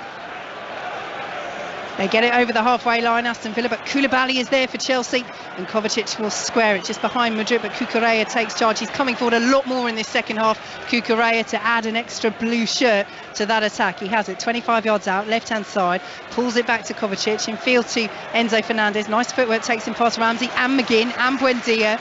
But he's going sideways, lays it off to Kovacic, and now Cucurella out to the left-hand side, and Chilwell in field to Felix, but he runs into Callum Chambers, and Ashley Young will clear away. But Villa under a lot of pressure at the moment. Chelsea win the throw. Danny Gabardon. Yeah, it's just a period that Villa need to see out. Haven't started the second half as well as the first. But that's going to happen sometimes with the quality that Chelsea have. Ball over the top, won't quite break for Havertz in the penalty area, and Villa with Jacob Ramsey will clear just to the edge of their 6-yard box though. Tyrone Mings sliding in. Oh, he's fortunate there, Mings. He was running the ball out of the penalty area, almost had it taken off his toes by Joao Felix, then on the stretch just about got there first, was caught. Chelsea concede the free kick, but so easily, Danny, that could have gone the other way, and Aston Villa once again, as they did early on in the first half, could have given the ball straight to Chelsea inside their own penalty area. He is caught by Felix. It's the right decision, but it's fine margins. Certainly is. Didn't look the most comfortable or convincing in that situation. Tyrone Mings, his touch trying to push the ball out of the 18-yard box was slightly heavy and just tempted Felix into the challenge. It is a foul. I'm not sure I'd want to see him doing that too often, Tyrone Mings, from a fellow defender. So long ball forward from Emi Martinez. Watkins will win the header. Ruben Loftus-Cheek will send it all the way back to Kepa Arrizabalaga. Out he goes now to Reece James. Earlier in the Premier League today, Arsenal stay 8 points clear at the top, 4-1 winners over Leeds, the same scoreline by which Manchester City beat Liverpool 4-1 at home. Bournemouth are out of the relegation zone. They beat Fulham by 2-1. Late equaliser for Brighton, 3-3. That finished with Brentford. Roy Hodgson winning in his first game in charge back at Crystal Palace. Last gasp victory for them, 2-1 over Leicester, and 1-1 between Forest and Wolves as Chelsea come down the right-hand side. Loftus-Cheek's ball in. It's poor. It's cut out on the corner of the 6-yard box and cleared away by Aston Villa. Douglas Luiz, was he pulled back there? Yes, he was, by Ben Chilwell. And that is going to be a yellow card for the Chelsea fullback, who gives a rather sarcastic thumbs up to our referee, Andy Badley. Yeah, a bit of a silly foul to give away there from Chilwell. He's got Reece James on the cover. Not a lot of body sprinting forward from an Aston Villa point of view. Didn't really have anywhere to go. Douglas Luiz happy to draw the foul in the end, and that's going to be the issue for Aston Villa if they're going to continue to defend this deep with a back six at times. When they do win the ball back, they're not going to be as much of a threat on the counter-attack. 9 minutes gone in this second half at Stamford Bridge, and it is still Chelsea 0, Aston Villa 1. Ollie Watkins, first half goal, lovely dink over Kepa Arrizabalaga, making him the first Aston Villa player to score in 5 consecutive Premier League away games. It is his first goal as well against Chelsea. As Aston Villa come forward, square to Jacob Ramsey, who suddenly has acres of room in the centre of the Chelsea half, out to the left-hand side, and Moreno. Watkins waits in the centre, Moreno plays it off Loftus-Cheek. It's a rare Aston Villa corner. The first real forage forward we've seen from Aston Villa in the second half. They move the ball quickly from right to left. They end up forcing a corner because they're able to get comfortable possession. They're able to retain possession for the first time this second half. Switch it to his left-hand side, and actually thought Moreno should have done better with the cross. It gets blocked by Loftus-Cheek, who does a decent job, but he had plenty of time to kill that around him, I think, into a decent area. Well, Douglas Luiz has scored direct from a corner twice this season. He is over this. Ramsey's there as a short option. There are 4 claret and blue shirts in the 6-yard box, 2 more including Watkins waiting around 12 yards out. And he go for goal again. Douglas Luiz, let's see. Swings it in, it's low to the near post, and it's flicked back looking for Buendia. Out of the penalty area though, the shot driven from distance. Oh, what a fabulous goal! John McGinn, outstanding! A rocket from range, past Kepa Arrizabalaga, and Aston Villa double their lead at Stamford Bridge to pile the pressure once more on Graham Potter. Well, that's going to hurt Graham Potter, it really is, because his team has started the better of the two sides this second half, but they don't deal with the corner well enough, Chelsea. They lose the first contact when that ball comes out to the edge of the 8-yard box, is slow to get up, and it's just a little set square to McGinn. And I have to say, he's got a lot to do with the finish. Had sight in the first half, which clipped off the top of the bar. This time he makes no mistake. Mudric's desperately trying to get across, and he just whips it with that left foot across the goalkeeper, Ethan Balaga, into the side net, and the keeper's got absolutely no chance. It's an outstanding finish. 2-0 Aston Villa. It is an utterly gorgeous goal from John McGinn, and it's elicited a Chelsea change. A double change for Chelsea. Mudryk is off, and Noni Madueke is coming on, and Ruben Loftus-Cheek has also made way, and the huge cheer you heard was for N'Golo Kanté, his first appearance since August. It has been a torrid time for him with injury this season, but he's back now, and how Chelsea need a player of his experience, a player who has won so much at such a high level in the game, because they trail at home at Stamford Bridge by 2-0 as Aston Villa's remarkable revival and remarkable away run continues under Unai Emery. Well, that will hurt. It really will. That will hurt Chelsea. They started the second half ever so well. Villa camped in their half, really. First time they were able to get forward, and they get a second goal, but defensively Chelsea poor again. The 2 goals both avoidable, really. What a finish from McGinn though, Vicky. He's got so much to do with the finish. Finds that side net, and Ethan Balaga, absolutely no chance, just whips it back across into his left hand side. Certainly will be up for goal of the month. Might have a shout of being in the running for goal of the season. It is a beautiful, beautiful strike from John McGinn. Do catch it on Match of the Day. That's 10:20 tonight on BBC One, as Cucurella wins the header for Chelsea just inside the Chelsea half. Infield now to Kovacic. Just over half an hour to play here on 5 Live at Stamford Bridge. Out to the right-hand side go Chelsea, and Madueke. Can he make an impression off the bench, the youngster, challenged inside the penalty area? And Aston Villa will bring it away. Well, we talked about whether Villa would change the tactics, Danny, and they did. They were more defensive, but they found that killer goal, or what could be the killer goal, in the second half. And again, Unai Emery, I mean, he will be so pleased with how his tactics completely different in both halves. They went absolutely hell for leather in the first half, got the goal through Ollie Watkins, could have had more, could have conceded more. Joao Felix, edge of the area, into the box for Chelsea, still going, couple of step overs, it's behind for a corner. Again, it's very nifty footwork, but is it a little too nifty? Too much, Vicky. He's got to get the strike away there. He created the half yard, yes, on his weaker left foot, but just let fly with the strike. He wants to then come back inside, allows a Villa player to get back and make the challenge. So Chelsea corner from this far side. They trail 2-0 here on 5 Live. Swung into the edge of the 6-yard box, and Koulibaly's header is wide, and it's high, and it's still 2-0 to Aston Villa. Yeah, difficult chance, but he's capable, Koulibaly. Just makes that run across the near post, and I think he's above John McGinn. He's looking to glance it towards that far post and gets just too much on the header. But how did Chelsea respond here? Crowd obviously not happy. Villa fans in full voice. Have to give credit to the manager, because I think he realised at half-time there's no way that we're going to hold on 1-0 playing the way we did in the first half. Yes, we created chances, but we gave up a lot as well. Made the necessary changes. They're pretty much defending with a back six. They're getting back into that back six as quickly as possible. And obviously they scored a fantastic goal with the first real attack in this second half. Here is Cucurella. Plays it to Enzo Fernandez on the halfway line, and now Joao Felix down the left-hand side, approaching the penalty area. Lovely step over once again. Little 1-2 with Havertz. Still going. Oh, almost. Good save by Martinez. Oh, they're screaming for a handball, Chelsea. They are absolutely screaming for it. The corner's been given. Andy Madley say, hang on.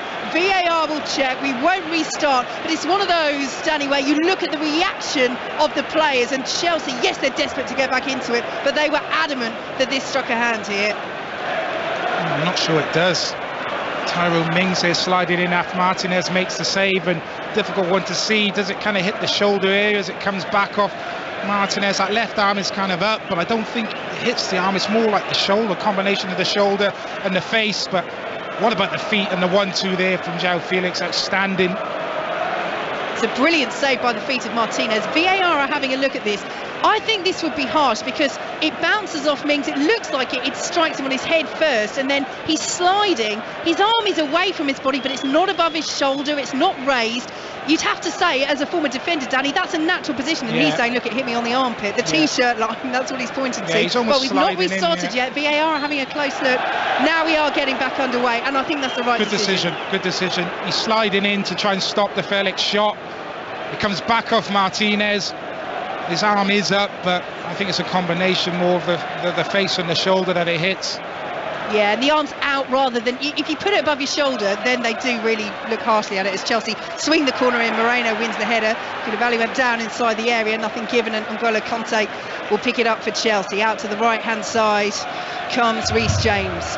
Chelsea 0, Aston Villa 2 as they play the ball to the edge of the area. The offside flag is up. Villa have the ball anyway. Good advantage played by Andy Madley because Ollie Watkins is off and away over the halfway line. He's the only Claret and Blue shirt up there at the moment, and he runs straight into Koulibaly as reinforcements arrive, but does well there. Watkins puts the pressure on Koulibaly, who plays it straight out of play for an Aston Villa throw. They've been brilliant in this match, Villa. So important moments like that. Your centre forward doing things like that.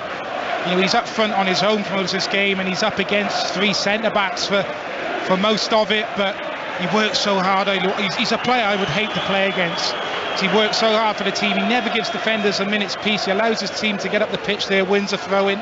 Villa take the throw. Watkins tries to play it back in the penalty area, but Chelsea win it instead. And here goes Havertz, plays it out to the left-hand side. Enzo Fernandez will just about keep it in. Tyrone Mings is there midway through the Villa half, plays it into Felix. Little step over once more, plays it out to the right-hand side. Madueke into the penalty area, trying to curl the shot, but curls it past the angle of post and bar. It's still Chelsea 0, Aston Villa 2 here on 5 Live. Yeah, João Felix is just applauding Madueke. You can see what he's trying to do. Brilliant counter-attack again from Chelsea from the throw, and they just catch Aston Villa with bodies at the pitch. Eventually the ball comes out to this right-hand side. He's just trying to come back inside on that left foot and bend it into that far corner. Doesn't quite get the precision on the strike, but good play from Chelsea again.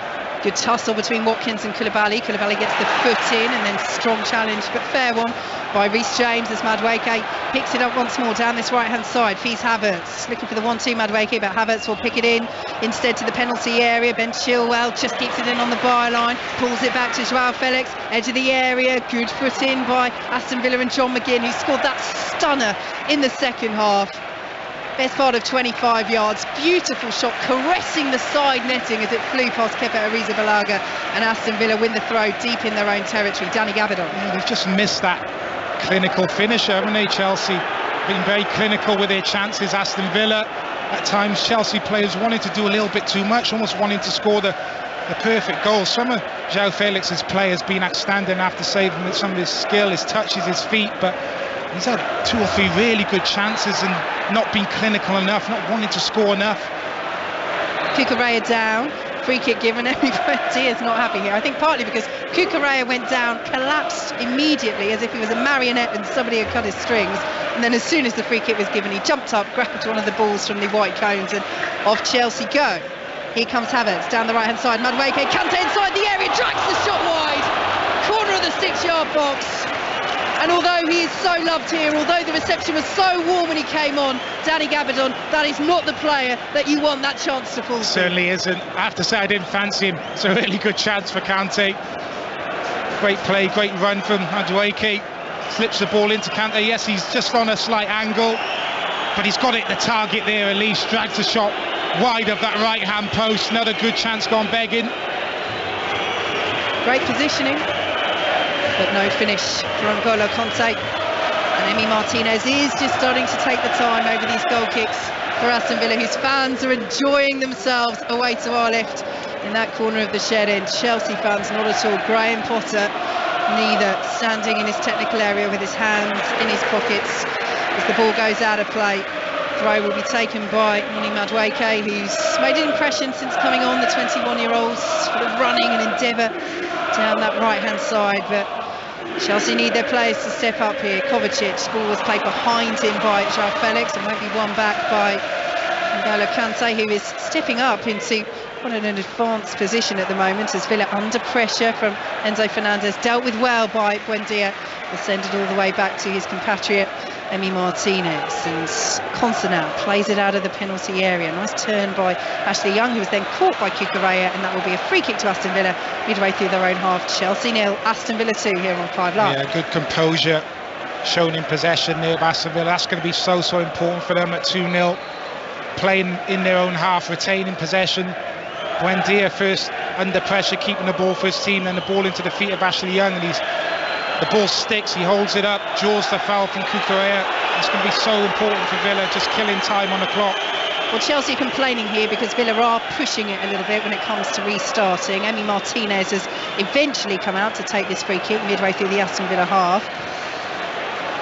Almost midway through the second half. Chelsea trail by 2-0. Watkins in the first half, brilliant chip over Kepa, but he was outdone by his teammate, his captain John McGinn, who has scored an absolutely beautiful goal. First time strike, best part of 25 yards out, nestling into the bottom corner. The yellow card goes the way of Enzo Fernandez, who's just brought down the aforementioned John McGinn, and it's not happening for Chelsea at the moment, Danny. No, outstanding play from John McGinn. It's not the greatest of passes into him from Tyrone Mings. He's got Enzo Fernandez right behind him, but he's able to turn and get away from Fernandez and then draw the foul, draw the yellow card. Great retention of the ball there from McGinn. Moreno runs into Conte, and Madueke will lay it off to Kovacic. Nifty footwork there to evade the challenge of McGinn, and brilliant ball to find Enzo Fernandez through the centre, threaded the eye of the needle there.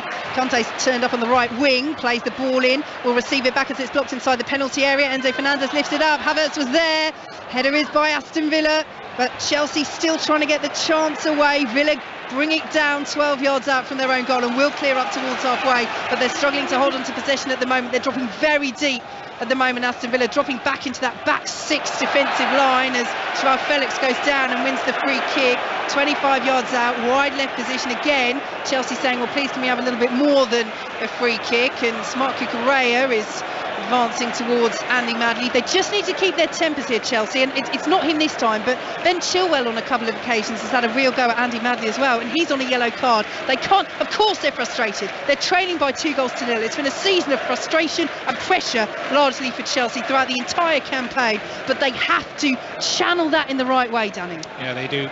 Don't let your frustrations boil over. Still 22 minutes to go. Plenty of time for Chelsea to get back into this game. So free kick swung in by Chilwell. It's poor. It's very poor. It's straight behind for an Aston Villa goal kick. And Aston Villa still lead by 2-0. They need to be better in those moments. Normally a lot better with his delivery. Ben Chilwell, I thought where the free kick was, probably better served. The right footer going on that in-swing in delivery. Villa just need to be careful as well, kind of giving silly fouls away in those type of positions. Sacked in the morning is what the Aston Villa fans are now delighting in singing to Graham Potter, who doesn't react at all on the touchline, watching on, pointing to where his Chelsea players should be.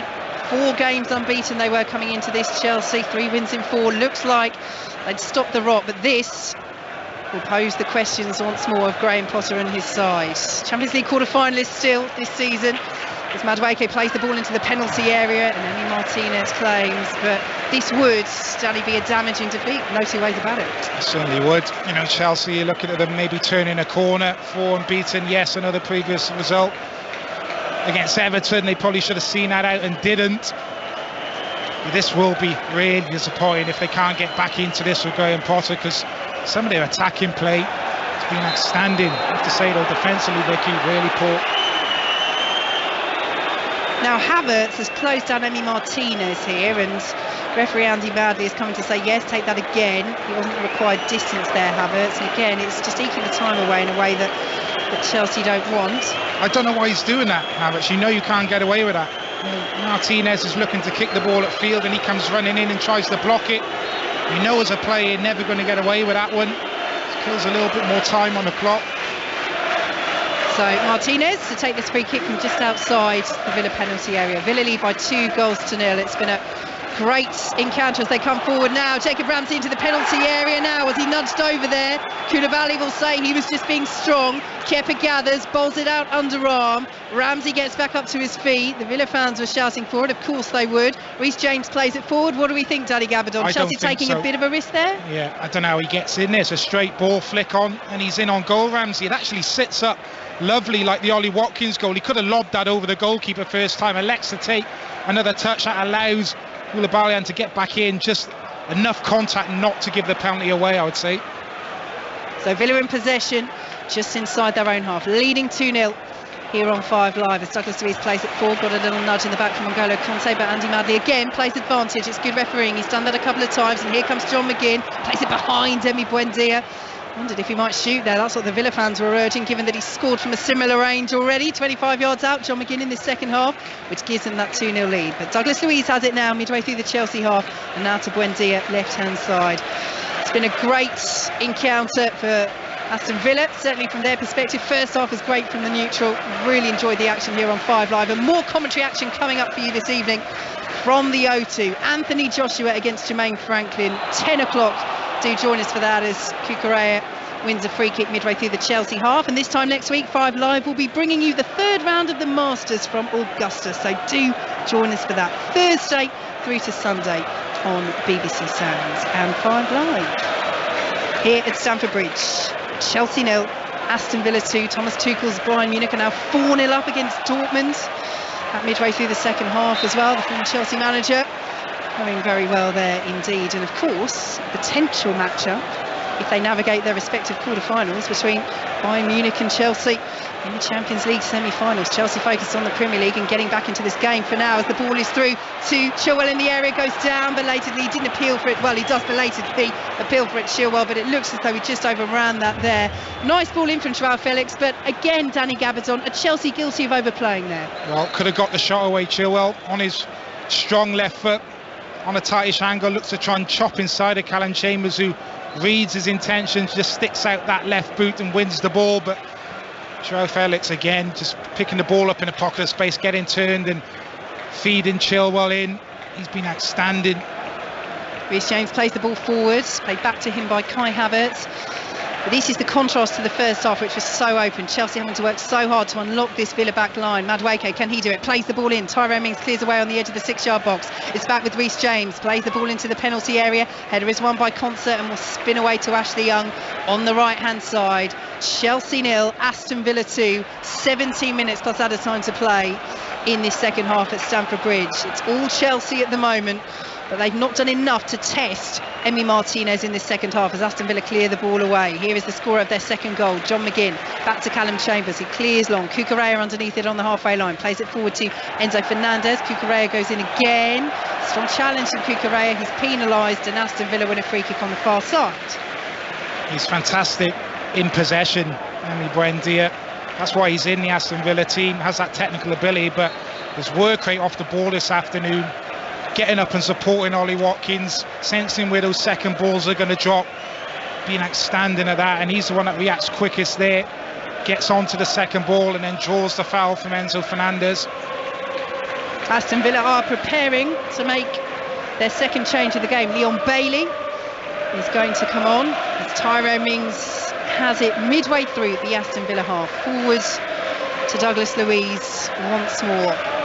We talk about Unai Emery's record at Aston Villa since he took over. It's Aston Villa's record at Stamford Bridge that's been so disappointing over recent years. This would be just their second victory in their last 20 visits, but they would be well worth it. They have been outstanding this afternoon.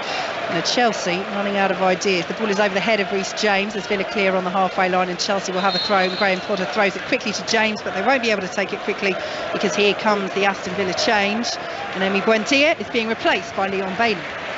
He's had a good afternoon, been very good, particularly first half where he saw a bit more of the ball and it's a real threat on the counter-attack, him and Ramsey, and getting in support of Ollie Watkins. Second half has been a bit more of a defensive job for him, but deserves a rest. He's been excellent. His out of possession stuff, how hard he's worked for the team, and superb. So latest scores in Rugby Union's European Champions Cup. These are 5:30 kickoffs as well. La Rochelle Very tight game with Gloucester. Gloucester currently leading 23-22. There's commentary of that over on Sports Extra. And Leinster are 23-15 up against Ulster. Earlier in the Women's Six Nations, France thumping Ireland 53-3. In the 5:30 game, Wales currently leading Scotland by 24 points to 17. 15 minutes left. So Wales, Danny, could be closing in on a victory there. Let's hope so. Still time, no. Here are Chelsea, trailing by 2-0 against a very impressive Aston Villa. Out to the right-hand side, Chelsea go, and Reece James picks it up on the halfway line. But let's go back to that point, Danny. Are Chelsea running out of ideas here? We're certainly looking that way. Aston Villa are kind of set up with that back six, and it's been more difficult for Chelsea to penetrate and get in behind. Tactically, Unai Emery second half has made the adjustments, and the bonus was kind of getting that second goal off the back of doing that. They've won another corner, Chelsea. Ben Chilwell is just telling Ashley Young to retreat. He's got to stay calm here, Chilwell. He's already on a yellow card. Andy Madley comes across very quickly to get in between the two players. The corner was won by Chelsea off the head of Young. Chilwell wanted Ashley Young to move quickly away. He didn't do so. Chilwell then came out to confront Ashley Young, who's now saying to referee Andy Madley, I'm not happy with what's happened there. And he's just limping away from that slightly, Ashley Young. He's not made a huge meal of it, but he's on a yellow card, Chilwell. He's got to keep his temper here. They cannot afford to go down to 10 men, Chelsea. 2-0 down as they are, as Chilwell swings the corner in. Cleared away by Ollie Watkins. He got Villa underway in the first half. Ball out of play for a Chelsea throw. And Andy Madley is just saying, hang on here. So let's see. No, he said move on. The VAR were looking at that incident, but we did take the corner, so not sure how much VAR, once they restarted, would have been able to do about it anyway. But here we go. We play on. Chelsea trailing by 2-0. Infield from Koulibaly to Reece James. Madueke on the charge down the right-hand side. Will collect. Good defending by Jacob Ramsey. Throw goes to Chelsea, but he's been outstanding, Ramsey. Yeah, first half superb on the counter-attack. Second half he's almost played as a second left back, really. He's been so deep, but done an excellent defensive job. Villa very deep. So far they're keeping Chelsea at bay. 12 minutes plus added time to play. They have the 2-goal cushion, Unai Emery's side, as Reece James plays it forward. Kai Havertz back now to Kovacic. Dink forward looking for Havertz once more. Dispossessed on the edge of the D. Douglas Luiz will pick it up. John McGinn dispossessed by Kante. Kante plays it out to the right hand side. Madueke back to N'Golo Kante. Blocked by Mings. Kante once again. Can't get the shot away. Kovacic can, and curls over once again from that favoured position, the edge of the D. It just doesn't look like it's going to be Chelsea's day. Kante initially with the shot, he then sets the ball back to Kovacic. He's leaning back on the strike, high, wide and handsome in the end. Much more difficult for Chelsea now, though, with the tactical changes from Villa, that back six. When Chelsea get the ball wide, they've got players lined across that kind of 6-yard box penalty spot. Lots of bodies there to deal with the situation. They weren't doing that so much in the first half, and Chelsea had a lot of joy, not so much second half. Last action, Kovacic is replaced by Conor Gallagher, and Mark Cucurella is coming off for Christian Pulisic. Pulisic, remember, came back from international duty for the USA with heavy colds, according to Graham Potter, so fit enough to play some part from the bench. Chelsea have to continue to try and go for it, try and put the pressure on. They trail 2-0 to Aston Villa. We talk about putting the pressure on in this game. Danny Gabardon, how much pressure does this put on Graham Potter if it finishes 2-0 Villa? Well, you only have to listen to the crowd. You're getting sacked in the morning. Sections of the crowd chanting now, so the pressure's back on for Graham Potter. 10 minutes to go. You take a draw now, you really would. Forget the win. Games are won in both boxes. You can have as much possession, chances as you want. You've got to be clinical with the chances how you get, and you've got to defend correctly. Chelsea have done neither of those two. Is Villa coming forward now with Leon Bailey, 25 yards out. Oh, drives it just wide of the post. That's a very similar position to the one that John McGinn scored from in this second half, and it just opened up for Bailey, didn't it? And he loves this position. Leon Bailey cutting off their right hand side onto his left foot and looking to find that far corner. 1,000,000 miles away to strike. Out to the left-hand side, Chelsea go. They win the free kick. Just inside the Aston Villa half with Ben Chilwell going down. Talked about his temperament a lot, Chilwell, but he's made some brilliant runs into the penalty area, but they've just not been able to find the finish, sometimes guilty of overplaying. Martinez has made a couple of good saves, but Villa have had chances as well. But Danny Gabardon's first half prediction at 1-0 was right. It's not going to finish 1-0. It's 2-0 to Villa. Can Chelsea get a goal back? Conte's ball in, cleared out by Mings. Chelsea corner, 9 minutes plus added time to play here on 5 Live. Yeah, but I also said to you at half-time, Vicky, that I thought Chelsea would come back into this game, and it hasn't happened, so what do I know? I wasn't going to mention that. I thought I'd get it in before maybe you did. Corner to Chelsea. Still time for them to do so, but it's ticking away. Right hand side, Chilwell will take it to the edge of the 6-yard box. Mings gets the contact on it again. Villa have defended set piece as well on the edge of their 6-yard box, and N'Golo Conte goes all the way back to Kepa, much to frustration from Stamford Bridge. But so hard for Chelsea to pick their way through this crowded Villa back line. You know, dropping deep can sometimes make you feel nervous for a side, but there's a composure and an organisation about the way that Villa have done it. Yeah, there's two ways of controlling the game, with the ball and without the ball. Neither team really had control of the ball in the first half. It was so open, so many chances for both teams. We didn't think that could continue. And obviously it's Aston Villa who got their nose in front, and then were able to change tactically, control the game a little bit more without the ball, sit a little bit deeper, 6 across the back. And the added bonus, they were then able to obviously go on and get a second goal. Yeah, that strike from John McGinn, so key in this second half to Unai Emery's game plan.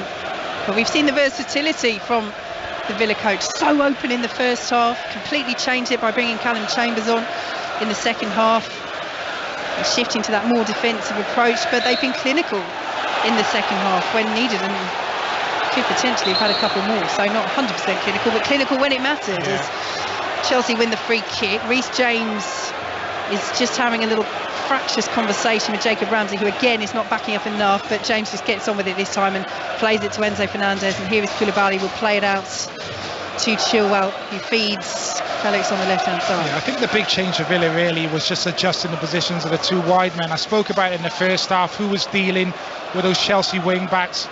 Nobody was really, from a Villa perspective, in that first half, and it was causing them a lot of issues. So all Unai Emery's done really is just drop the wingers back deeper to deal with those Chelsea wing backs. We haven't seen Chilwell getting in as much as we did in the first half. Loftus-Cheek, who started on the right hand side, we didn't see as much from him in the second half. It just helped to nullify Chelsea's attacking play compared to the first half. Callum Chambers picks up a yellow card for Aston Villa after delaying a Chelsea throw. Villa win it back. Down the left-hand side they go. And they're doing what they need to do, Villa. And honestly, every single aspect of their game that you look at this afternoon, they've done so well. And right now, to Chelsea's frustration, it's gamesmanship, it's taking time over things, but that is part of football. Game management, good game management, that is called. Doing exactly what you need to do to see this kind of period out. Here is Ollie Watkins. Oh, brilliant skill. Takes him past 3 Chelsea players. Plays it to the edge of the penalty area. Bailey trying to cut it across on the right-hand side where there was space for Ashley Young, but Chelsea get a vital foot in. And here goes N'Golo Conte over the halfway line. Conor Gallagher to his left. Picks up Gallagher. Just miscontrolled it on the edge of the area and allowed Callum Chambers to get a foot in. And Chambers will clear long up towards halfway. It bounces out for a Chelsea throw. Just over 5 minutes plus added time to play here on 5 Live. Chelsea 0, Aston Villa 2. Yeah, he's been excellent defensively, Callum Chambers. It's coming on. Start of the second half, never easy as a substitute coming on. In this type of game, you're 1-0 up, trying to get up to the pace of the game. Defensively excellent there, just coming across and nicking the ball off Conor Gallagher. Former Wales defender Danny Gabardon here with us on 5 Live this evening as Gallagher picks it up once more. Chelsea are running out of time. They're 2-0 down. Is this to be another disappointing defeat under Graham Potter, just when Chelsea looked as though they were building a bit of momentum heading into the international break. Conte plays the ball into the area, little deflection off Douglas Luiz. Conte will win it on the edge of the box, still right hand side, plays it back to Madueke, who's faded a bit in the last 10 minutes. James with a dangerous delivery in, can't quite be controlled at the far post, with Chelsea racing in through Pulisic, and it goes behind for an Aston Villa corner. What a ball that was by Reece James. Yeah, outstanding delivery, just into that corridor of uncertainty, behind centre half and in front of goalkeeper. But they've got so many bodies strung across here, Aston Villa, and Chelsea just lacking runners into that area. And Ashley Young does a decent job on that far post up against Pulisic. He just takes a knock on the head as well for his troubles. And he's just back up to his feet, Ashley Young. That wasn't so much gamesmanship, he did get caught there, but Villa preparing to make another change. And it will be Leander Dendoncker back from injury, who's on for Douglas Luiz, and they're nearly there, Danny. They're nearly there, Aston Villa. They certainly are. Just need to see this out now. I have to say they've been excellent since getting the second goal, the way they've kind of controlled the game and made things a lot more difficult for Chelsea. Since the second goal, Martinez not been anywhere near as busy as what we saw in the first half, so you have to give a lot of credit to the manager and the little changes that he made tactically. Almost there, Aston Villa.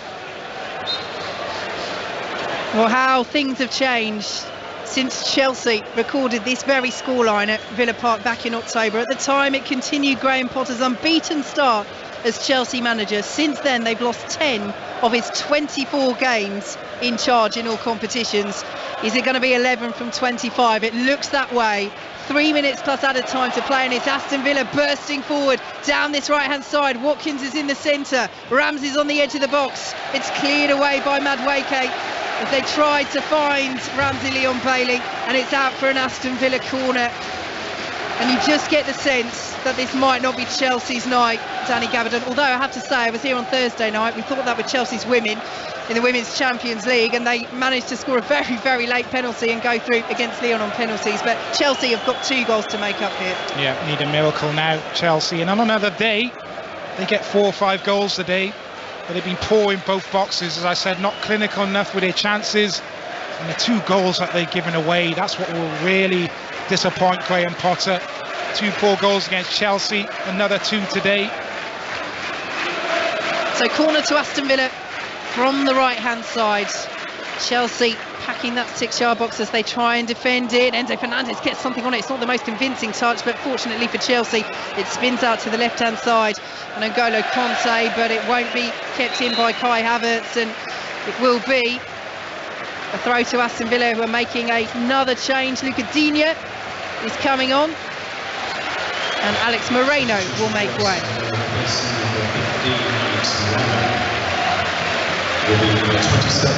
But you just get the sense, Danny, that the belief is ebbing out of Chelsea, or has already ebbed. Yeah, just looking at the body language of some of these Chelsea players now, Villa may be thinking they can get a third and put the icing on the cake. There's so many chances, Chelsea, and it's just demoralising. You can't stick the ball in the back of the net and then you get done the other end. I think Graham Potter will be really pleased with some of the attacking play that he's seen from his team. The chances created, I think you can see the improvements, but got to be better defensively. If we're going to defend the way that Chelsea have this afternoon at times, it's very difficult to win games of football. Villa have the ball just outside Chelsea's penalty area, but Chelsea do win it back, and that's good play by Joao Felix on the halfway line, dinks it forward looking for the run of Kai Havertz, who collects just ahead of Tyrone Mings. He's got 4 Villa players surrounding him. He's done really well there, Havertz. Great strength to hold on to the ball. Enzo Fernandez, space over on the far side for Christian Pulisic. Gallagher wants it in the centre. Pulisic plays the ball across, and Emi Martinez needed to deal with it, tips it over. It's a Chelsea corner as we enter the final minute of normal time. Chelsea 0, Aston Villa 2 here on 5 Live. It's poor, I think, from Pulisic. Is it a shot? Is it a cross? I think it's a shot. He's never going to score from that angle. It's a crossing position. Martinez tips it over the bar, but he's got 5 or 6 bodies in the box to pick out there. So Chilwell with his corner from the left-hand side. Chelsea looking to pull a goal back late on. Again, Villa make first contact from the corner and clear up towards halfway. Conte in the centre circle will pick it up for Chelsea. Got a little tug on the arm from Leon Bailey, but we play on into the area. Chelsea go, sliding block from Ollie Watkins, and the offside flag eventually is up against Chelsea, and it will be a free kick to Aston Villa inside their own penalty area. 5 minutes of added time, but you can tell from the reaction around Stamford Bridge, Danny, which is rapidly emptying, apart from the Aston Villa away end. Is there the belief here? Well, Chelsea fans are flooding out in their numbers now. They've seen enough. And you can just see the frustration, and rightly so, because you look at the money spent on this squad. They should be doing better. It's as simple as that. Graham Potter as well. He's had enough games now to get this squad of players going and gel together. The last 3 or 4 games it has looked like that was starting to happen. This is a big setback for the Chelsea manager. Puts him right back to square one again. Luca Digne wins the header. Chelsea try and pick it up once more. Enzo Fernandez plays it out to the right hand side. Madueke won't reach it. It's well intercepted by Luca Digne. Is there to be a flourish at the last for Aston Villa? Ollie Watkins can't control. Oh, poor pass almost plays him straight back in. Kepa Arrizabalaga played into real trouble there by Reece James. Comes out very quickly and blocks that. And I love that. If we compare Martinez absolutely screaming at Kamara when it was his fault in the first half, Kepa, that was completely Reece James' fault. He comes out, makes the block, does his job, sends it out to the left hand side, and then applauds to Reece James and says, come on, let's keep going. Yeah, great example of Ollie Watkins there though, in his work rate, chases everything down. Here comes Pulisic, ball into the area, deflection straight into the arms of Emi Martinez. Yeah, even in the 90th minute, 90 plus minutes, he's still harrying, chasing, forces a half mistake from Reece James, and then goes after the goalkeeper and gets a half block on it. He's led the line ever so well this evening, Ollie Watkins. He's been a constant thorn in Chelsea back three. 3 minutes of added time to play. Chelsea 0, Aston Villa 2. It will be 5 Premier League games unbeaten for Villa for the first time since December 2020. That 5th game was a 1-1 draw here at Stamford Bridge against Chelsea. This is going to be a victory unless Chelsea can find 2 goals in the last 2.5 minutes. It's not going to happen for Graham Potter's side. Villa have won the ball back on halfway. John McGinn, deflection, goes out for a Chelsea throw. Just going back to what you said about Chelsea going back to square one, I was just thinking that as you said it, Danny. From what we've it's so hard to analyse them really because of the inconsistency, but is it square one, is it square two, is it square three? Have we seen enough of a bit of positivity? Is a late challenge there on Madueke by Luca Digne. He's going to get a yellow card here. It's a free kick to Chelsea, level with the penalty spot, wide right position. Danny. Yeah, Luca Digne there, no need, just slides right through. Madueke there, gives a silly foul away. Difficult, dangerous situation for Aston Villa to defend here, but it's all about results, Vic, at the end of the day. They need to get results. You know, Graham Potter, this is probably the biggest club he's ever managed. The pressure to get results. Chelsea expected to win nearly every single game, and at the minute he isn't doing that with the quality that he has in this squad. It's quite simply not good enough. Free kick for Chelsea, trailing by 2-0 in the dying stages. Reece James plays it in again. Villa get first contact with Callum Chambers this time. Conor Gallagher picks it up left hand side of the penalty area, under pressure from Leon Bailey. He's done really well there, Leon Bailey, although Andy Madley says he's eventually committed a foul on Conor Gallagher. He's just trying to delay the taking of this free kick. Dortmund have got a couple of goals back against Thomas Tuchel's Bayern Munich. 4-2 Bayern still lead. It's in the closing stages of that match in Germany. Closing stages here. Again, there's a bit of pushing and shoving because Villa are trying to delay this Chelsea free kick. But Chelsea just need to not get drawn into this. Ashley Young's involved once again, using that experience. The game is almost up for Chelsea into the final minute of added time. They trail by 2-0. Even a goal now, surely it's just a consolation, and scant consolation it would be. Free kick swung in from the left hand side. Ollie Watkins wins the header for Villa. Comes out to James, plays it into Conor Gallagher, bit of space, pulls the ball back across. Koulibaly's in there. Villa again get first contact, and Chilwell blazes over on the angle. It's not happening for Chelsea. We've seen that 4 or 5 times from Ben Chilwell this afternoon. Same type of finish, over the bar, and he looks disillusioned, Graham Potter. You can understand why, but let's give credit to Aston Villa. This has been an outstanding away performance. Never easy picking up points on the road in the Premier League, but this is going to be their 5th win away from home in the last 7 games, so maybe we shouldn't be too surprised, Vicky, at this result. Goal kick to Aston Villa, and time has been played. We wait for Andy Madley to blow his whistle in the centre circle. He takes a look at his watch, and there it is, and listen to the reaction around Stamford Bridge. Cheers from the Villa contingent, but boos from the Chelsea fans, because all that momentum that Chelsea have been building before the international break has been stopped short. Pressure back on Graham Potter. They had chances to get back into this game, but they didn't take them. And Aston Villa have been simply superb. A beautiful chip from Ollie Watkins in the first half, an even better goal from John McGinn in the second. Best part of 25 yards, bottom corner, Danny Gabardon. Villa was simply superb, and that's not just tonight, that's under Emery in general. You're spot on, Vicky. I think Unai Emery is building something here with his Aston Villa players. Fantastic result on the road that is for Aston Villa. They've been in good away form, but never easy coming to Stamford Bridge and the quality that Chelsea have. But two outstanding goals, the tactical changes from Emery second half when they're 1-0 up, just to try and control the game a bit more out of possession. They then get the second goal with their first attack of the second half, and I just thought the way they kind of managed the game after that limited the Chelsea chances. Emi Martinez was busy first half, didn't have a lot to do second half.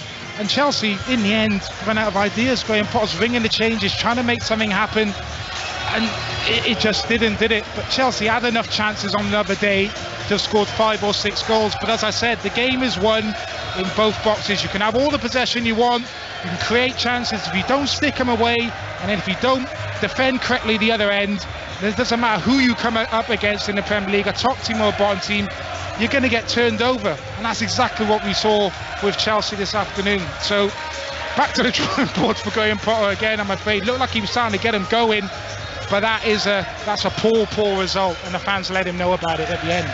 Villa had their chances as well. John McGinn hitting the bar in the first half.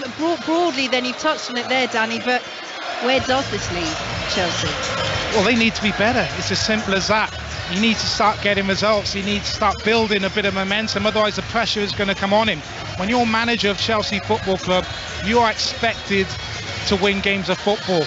And at the minute, he just cannot seem to get him going. You're looking at the money spent, the squad, the players that they have. Yes, they have quite a lot of injuries at the minute. Yes, maybe the squad is too big and he's struggling to gel these players together. Yes, he's constantly having to change the starting 11, which doesn't help with continuity. But they've created enough chances out there today to have won this game of football.